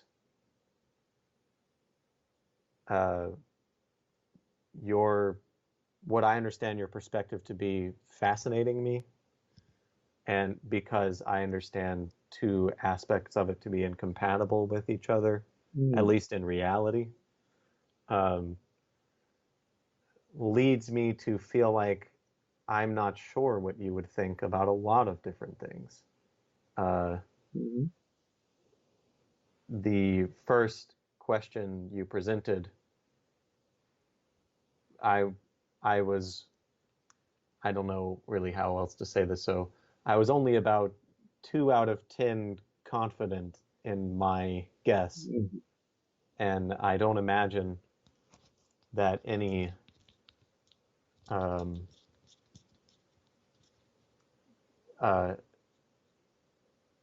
issues or hot topics or whatever that aren't overtly connected to what we've already talked about will have a higher confidence number out of 10.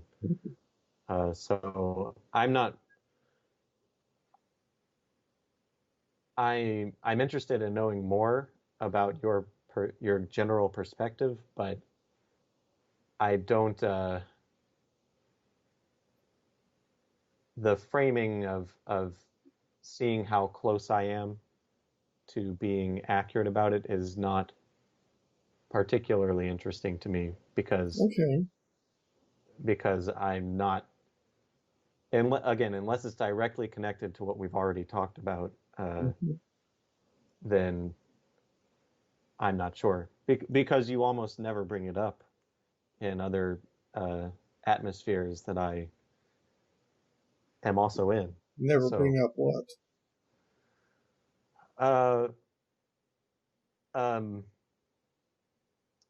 Typical political issues.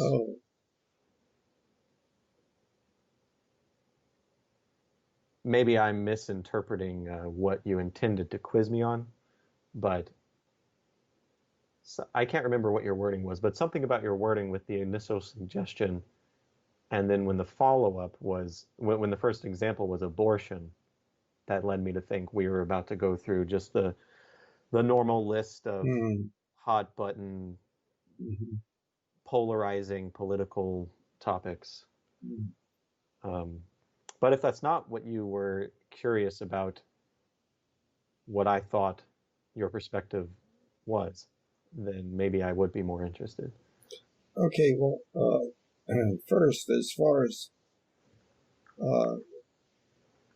quote, quizzing, that there are implications, there's a connotation to that that was not a part of what I was talking about. You have been asking me questions, one after another, but I have not felt like you were quizzing me. Right. I'm only using the word quiz because that's the word you used.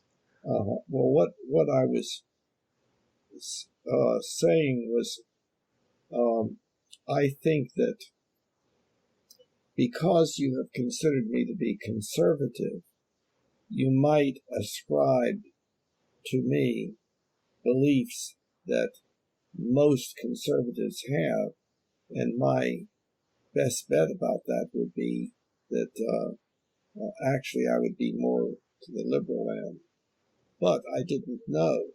And so the idea of you first kind of figuring, well, what do I think he thinks about that? And then asking me is just to see whether this classifying me as more conservative is actually accurate or conveys the right picture of me. Right. So my very first, I guess the only response I can think of to that, considering that doesn't sound like an interesting process to me, is my very first reaction to the very first video of a conservative that I saw you had posted. And it was confusion and surprise.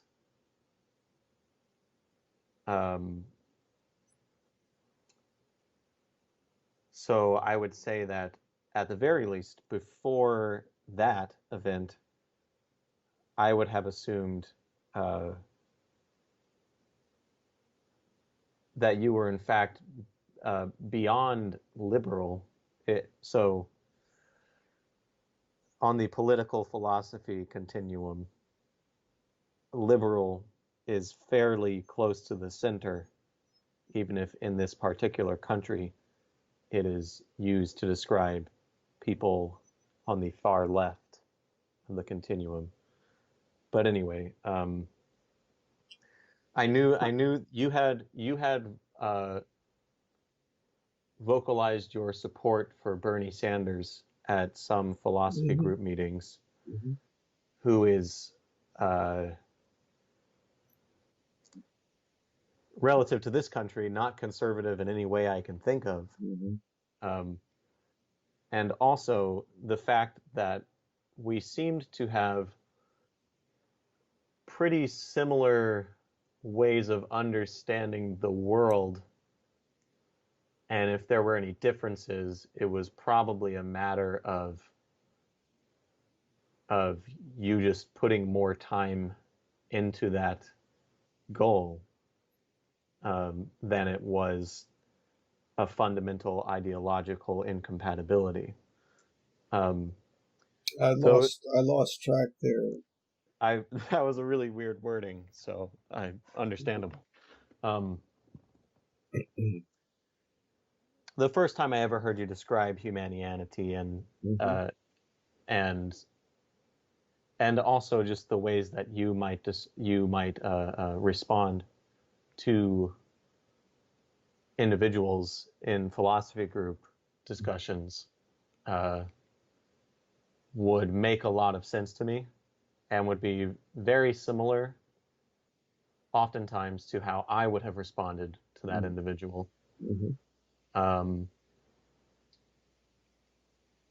I recognized some differences between us, but they were more about personality than they were about beliefs, and those things I think are connected substantially, but I never knew how much weight to put on those differences. Anyway, I certainly wouldn't ascribe conservatism to you based on those personality differences. Yeah. So anyway, now, however, after the event, after witnessing and looking into these videos and all that, and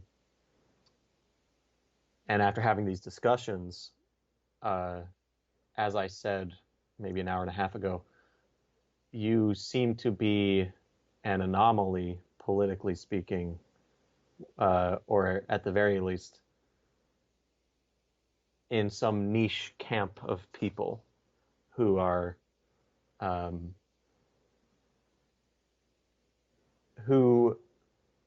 whose cultural opinions seem to be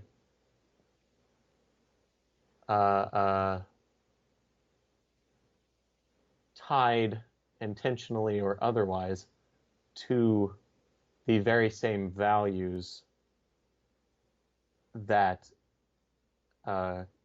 lead somebody to claim that capitalism is the best possible economic system, while at the same time believing that capitalism is not the best, while at the same time you or this niche camp of people believe that capitalism is not the best possible economic system. So that confuses me. Therefore, I have no clue where to. I couldn't do it with Bill as an individual. I couldn't place you somewhere on that continuum. I could only do it with this or that belief. Mm-hmm. Which is true of everybody, eventually, fundamentally is true of everybody, but the range that you seem to be inhabiting, as far as I understand your perspective, which could be way off, is larger than I think I can think of anybody else I know having. For me, I feel like I don't fit in anywhere. Right.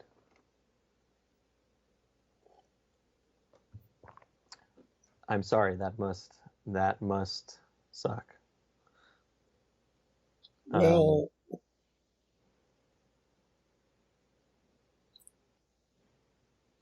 in some ways, but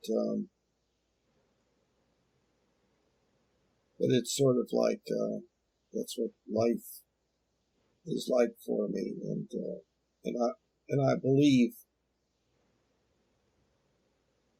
I have some things to offer to the Humanianity thing. I recognize increasingly how likely it is that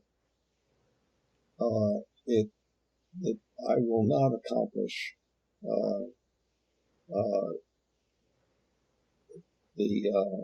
that contribution, and of course that makes me sad. But on the other hand, it's the nature of reality, or the nature of what we humans are dealing with and how we are and so on. But like I've said elsewhere, the odds are not zero.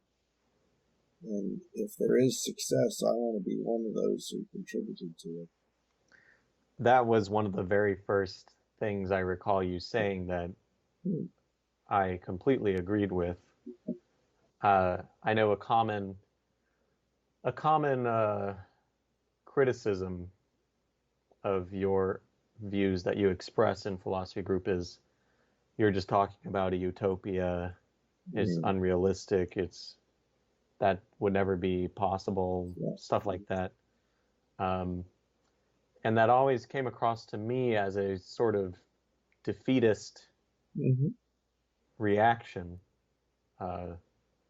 Well, how much change is possible? How much change is worth pursuing? Where do you draw the line? Why do you draw the line there? Why not draw it farther down the road of progress or idealism or whatever? And there are some answers to that too. Like, Sure. there's the challenge page on the website that gives all the answers as to why we don't do that. And of course, one simple thing is one of the advantages of pessimism is that you don't have to bother with trying. But if Right. optimism, then you're kind of obligated to try. And so it Sometimes adds I to, think optimism leads to complacency as well. really. Oh, Because yeah, if it's going to happen, then I don't have to be the one to make it happen. I see. Yeah, I understand. But Uh, pessimism is automatically says it's not worthwhile, unless there's some other benefit. I view that differently, but Really. uh, Hmm. I Yeah, can see why you characterize it that way.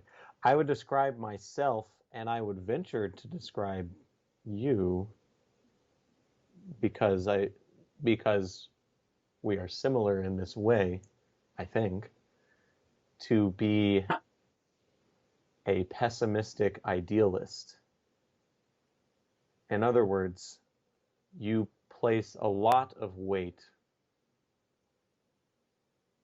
on what I think both of us would maybe characterize as tragic features of our species, of our existence. Um, and with that, factoring all of those things in, um, or maybe it's easier to describe than that. The odds aren't zero. Sounds like it might imply an optimistic viewpoint or vantage point. But what I've always interpreted you to be saying there is the odds are really low, but they're not zero. Therefore, what am I to do other than try? mm-hmm. Yeah, That's right. To me, that is not necessary. I can see why somebody would characterize that as optimistic. Idealistic. Right, and I make a distinction between pessimism and cynicism on the one hand, and idealism and optimism on the other. I think those are two separate, I guess, continuums to continue that motif. Yeah, well, the words are used differently. I agree that they can be used in ways. You put them on the same continuum. I can see them at right angles to each other. I'm not real sure about that. That's just what came to mind. But no, I know I would put them on an X and Y axis. mm-hmm. I don't care which one is X and Y. Mm-hmm. I guess it doesn't matter. But Mm-hmm. on the one axis would be pessimism and optimism, and on the other would be cynicism and idealism. And then from there, you would be plotted some in one of the four quadrants. Yeah, well, I guess it would depend on what optimism meant and so forth. So it's one of the problems. It all depends upon how the words are defined and everything. Right, But and basic. I'm basing it off of Mm-hmm. how I perceive them to normally be used. Yeah. So, so that's a big assumption, I guess, on my part. Well, so what do you see as a I'm assuming that we're kind of coming to an end of this discussion. We've been at it for quite a while. And what what do you see as, do you see there as being a productive exploration and continuation of our dialogue to in a particular direction? Or is there some area that you believe that you and I have a very definite difference of opinion, or something like that? How do you see that? Unfortunately, after 3 2+ hour sessions, which of those two options is the case is still unclear to me.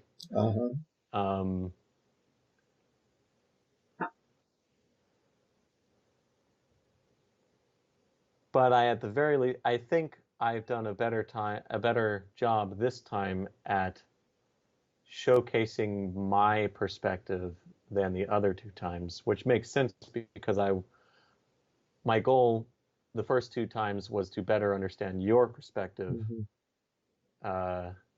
which is just how I tend to approach discussion or debate.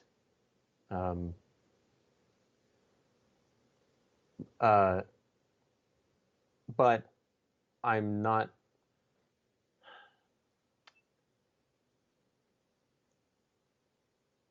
It's still not clear to me how much we disagree. At least with regarding, or not at least, especially regarding what we can actually do now to move forward beyond individuals conversing with one another. So in other words, firstly, I don't know if we disagree on whether or not that is good enough. I don't think it's good enough. Secondly, if we do agree that that isn't good enough, I'm not sure if we agree on what else needs to be added to that equation.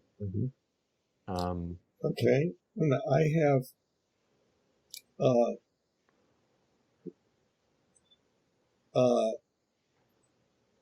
with a little bit of worry, I have a suggestion. Except I'm not sure exactly how to put it.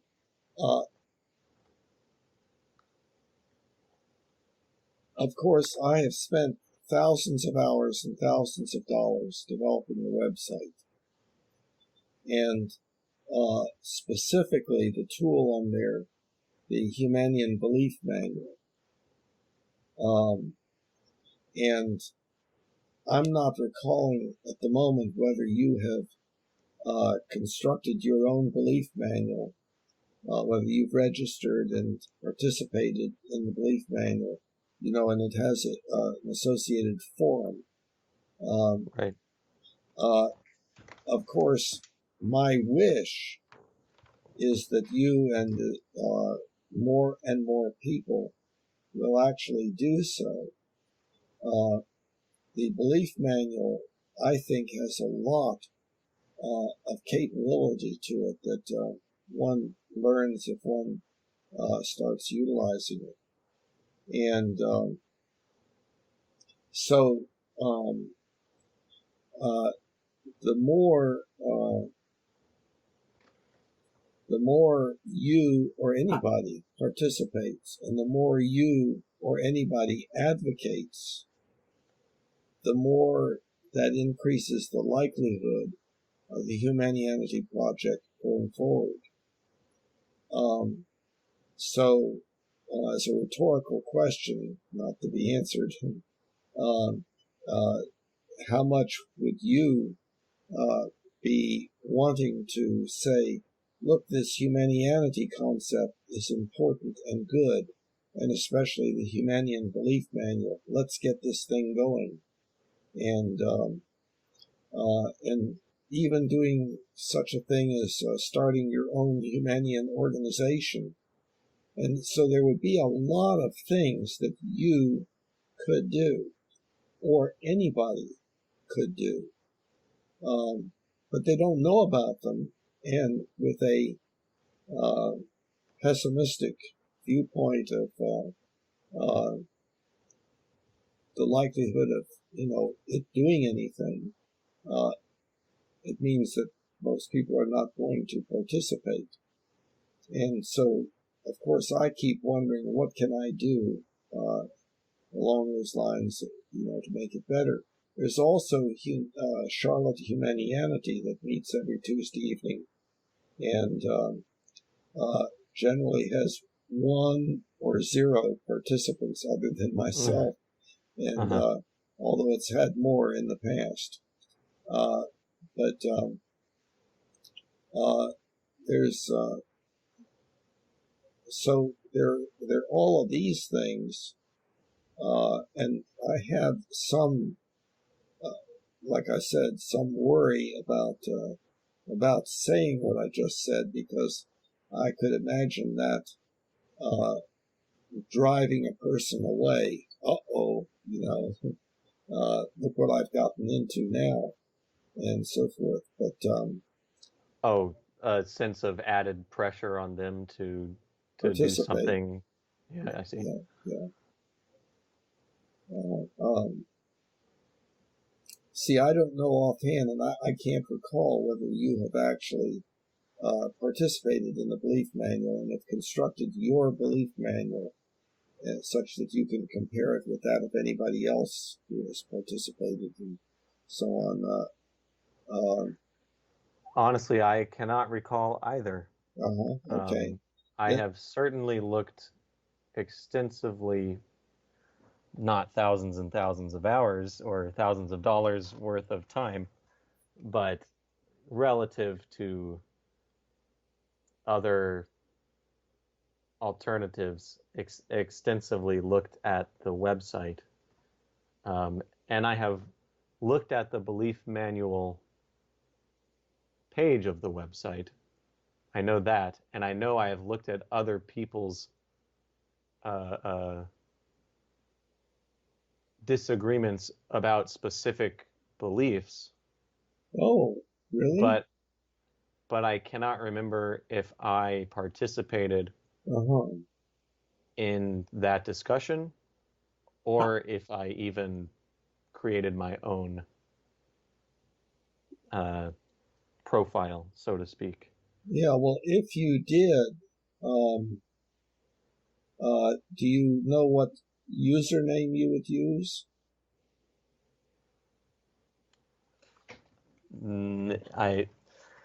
It could be anything.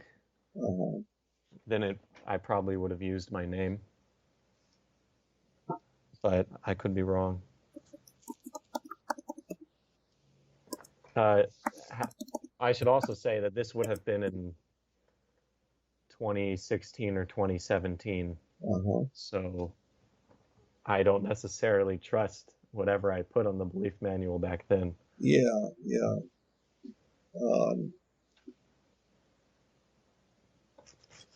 Well,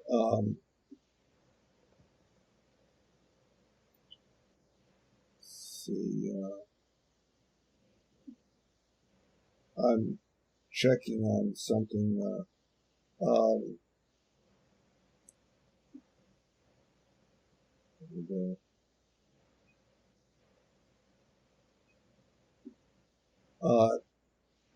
What would your username be likely to be? If there is no obvious restriction to what it could be, or no example given, for instance, then I can only imagine using my name, Jordan Thompson. Okay, so I'll select. I'll search for any names that have a J in them. Yes. Oh, it's there? Yeah, okay. So let's see. I can take a look at your belief manual. So yeah, you did participate quite a bit. you you have agreed with 69 of the and not expressed an opinion on 41, and have disagreed with none. So yes, indeed, you did participate, and that is great. So so then you can go back and look at anybody else's belief manual, compare it with your own, and invite them to the forum and stuff like that. So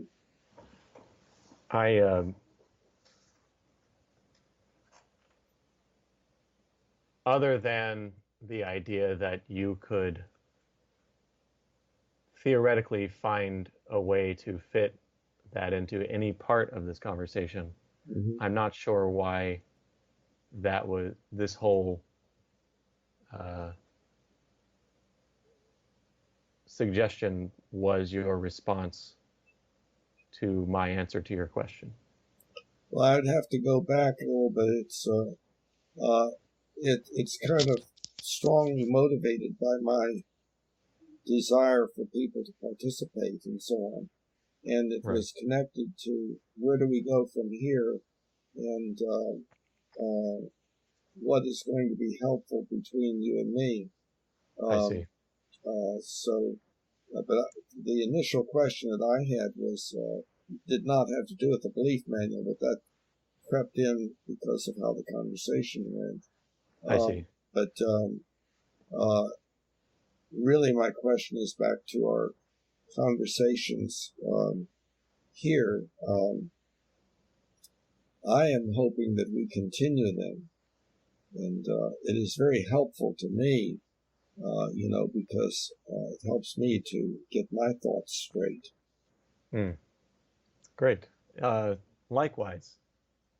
And likewise. Even if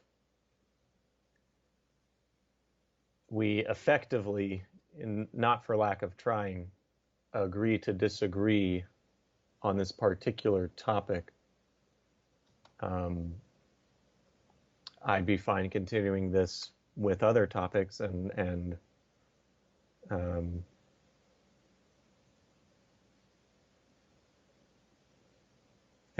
also I'm interested in attending on Tuesday nights. I think my issue, well, I have a lot of issues. First of all, I prefer in-person connection always to any alternative in every scenario I can think of, which might hint at why I'm not super gung-ho about the website.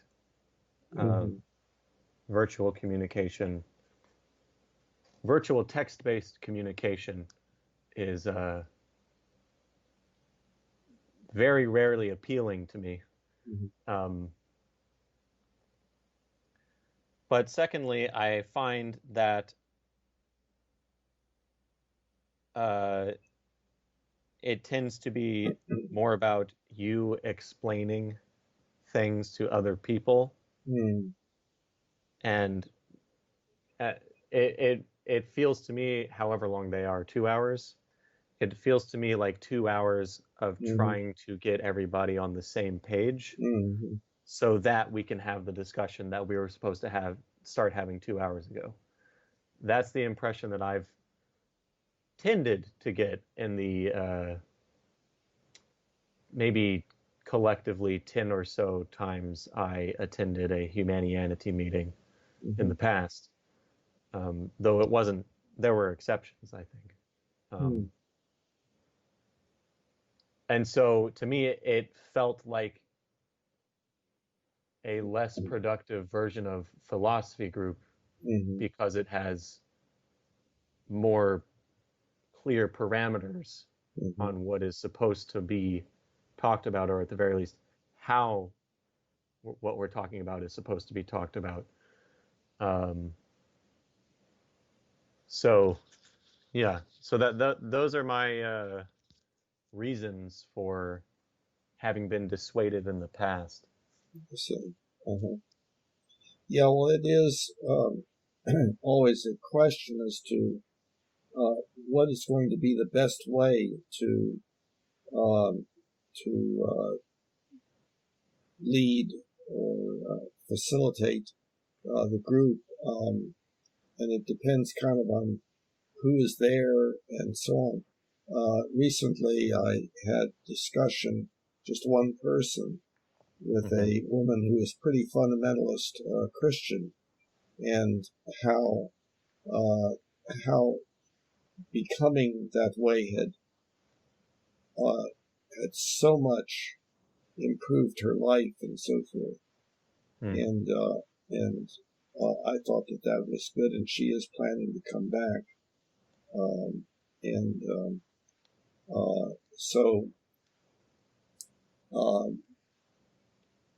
there's I have recently joined more fully the Charlotte Atheists and Agnostics group, and I have in my mind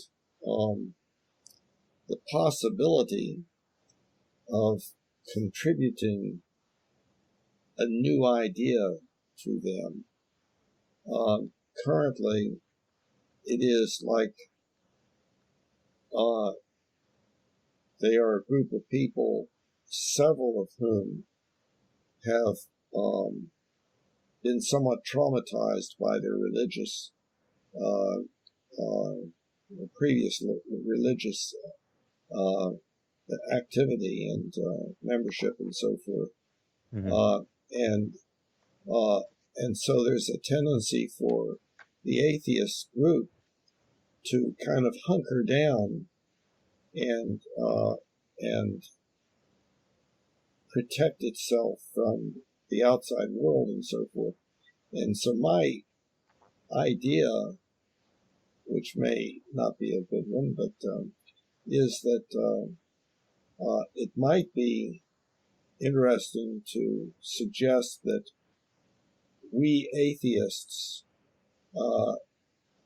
can go back into the world and feel okay about the fact that we do not believe the same things that others do, and participate in those groups and demonstrate that, yes, I don't have some of the existential beliefs that you all have about a deity and heaven and hell or whatever.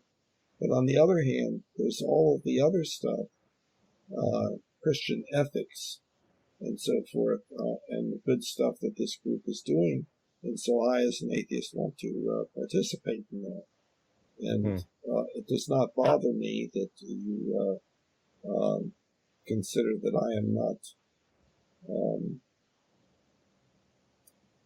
acceptable to God yet, or something like Sure. that, and so on. So I've had some thoughts along those lines.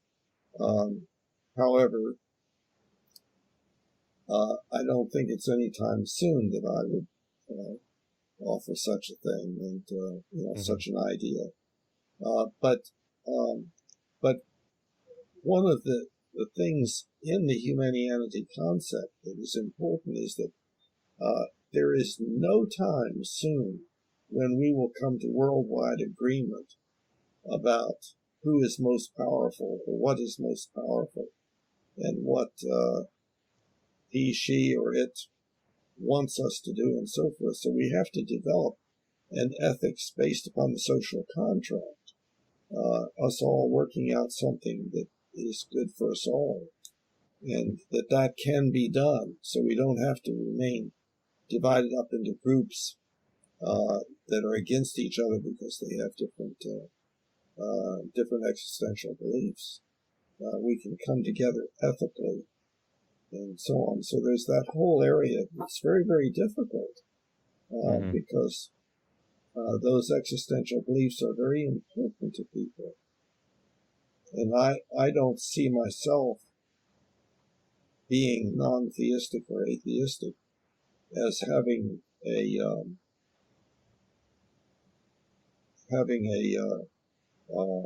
purpose in life to break people away from the beliefs that are so important to them and so on. I don't, that's just causing PTSD. So it's a whole area that is very, very difficult to traverse, and that's an example of where I don't fit in. See, I mean, because like the atheistic website has a lot of like ridiculing of fundamentalist ideas, so and I think that they can do better than that. That's an example of our tribalism, our tribalistic tendencies. So I think so. With a one-on-one conversation, I think it is vastly easier to have a one-on-one conversation between a fundamentalist, I don't know if you said Christian, but fundamentalist religious person and you, or a Humanian, than it would be to have even one added person. Yes, I know what you mean. And I think the more people you add, especially if the meeting is supposed to have some goal in mind or some format within which to take place, I think that requires people to show up with an agreement on, with some base amount of agreement on the terms of the meeting itself. And whenever I have attended a Humanianity meeting, my assumption is that anything we discuss, we are going to be trying to discuss through the lens of Humanianity, and really, while that lens is probably in your perspective a very inclusive lens, I think because you are the person who has put vastly greater time and effort into its sort of embodiment, I guess, being the website or the YouTube channel, etc. What humanity is to a lot of people is not a worldwide phenomenon. It is instead Bill Van Fleet's beliefs.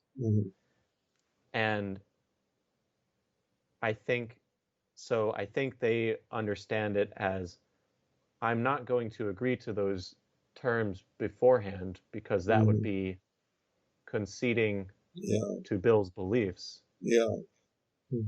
Therefore, I'm not going to put in what Jordan would consider to be the appropriate amount of energy into understanding the website before attending this meeting, which leads to the result of you having to be too reliant on procedure, I think, because there really is no other option. If the meeting is going to be at all directed toward its intended purpose.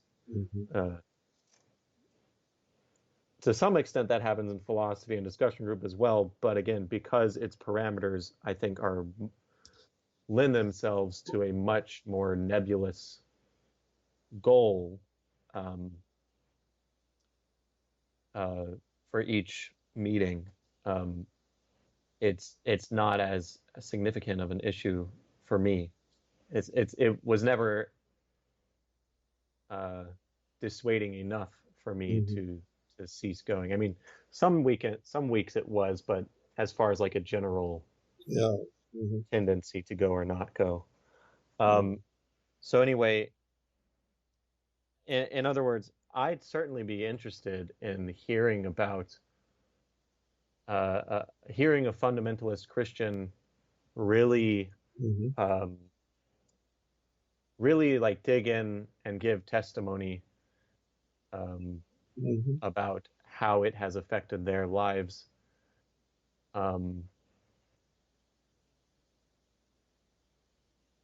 But I don't like, if I was inserted into that dynamic, I have no clue how I would fit. I don't know what I should do in that scenario, other than maybe act as some sort of bridge, because I think I'm less concerned with precision, linguistic precision, than you are. And I think that might make me a more accessible individual to express some ideas on the website to somebody who otherwise would be turned off by it. However, if that was the most appropriate dynamic that I could fit, then frankly, I just don't really want to do that. I don't want that to be the reason that I'm there. What reason would you want to be there for? That to me still feels a little bit too reliant upon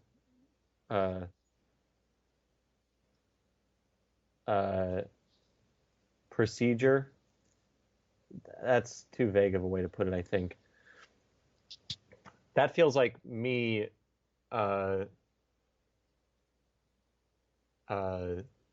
reining in the potential tangent that is going to occur for the next 2 hours, if that's how long those meetings last, which has in the past, not necessarily at Humanianity meetings, but in other times where I've served that function, resulted in me learning far less, me growing far less than other people there, and also just than I would want to. So maybe I find I'm understanding. I'm learning more through this, I think. Anyway, those are my concerns. Yeah. Hopefully they make sense.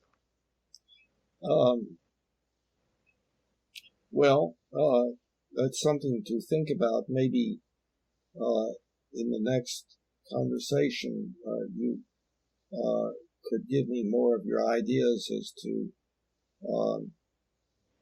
how Humanianity might survive and grow, if you have any such ideas. I noticed that we're getting some breaking up of the video. I'm hoping that the last recording did work. The one before that, something went wrong with it. But I think also we've talked a pretty long time, so I'm getting a little bit worried, and I have places to go and so on. So, but before we end, okay, sure. I have found that at the beginning of each new meeting, I'm a little bit unsure of how to start it. It's not that big of a deal, but it might lead to maybe 5 to 10 minutes of added time figuring out where we should pick back up. So I'd prefer to end this video with how we want to start the next video.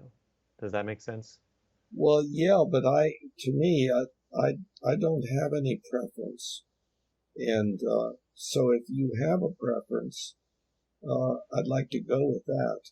And Okay. that's generally what I feel like I want to do when I have humanity conversations. It's what the other person wants to talk about.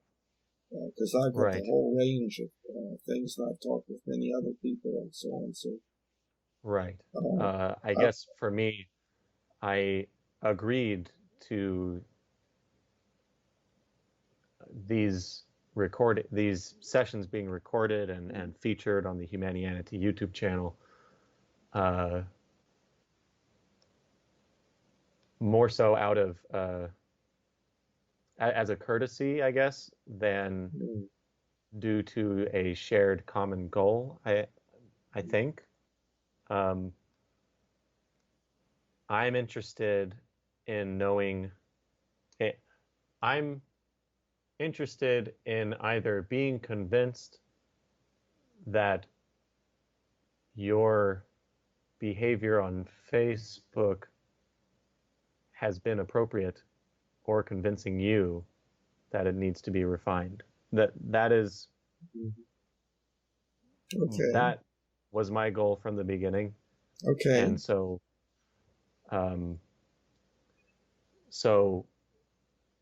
yeah, I enjoy talking with you, and if we change the topic, I would still enjoy talking with you. But as far as that goal is concerned, I need an easier time.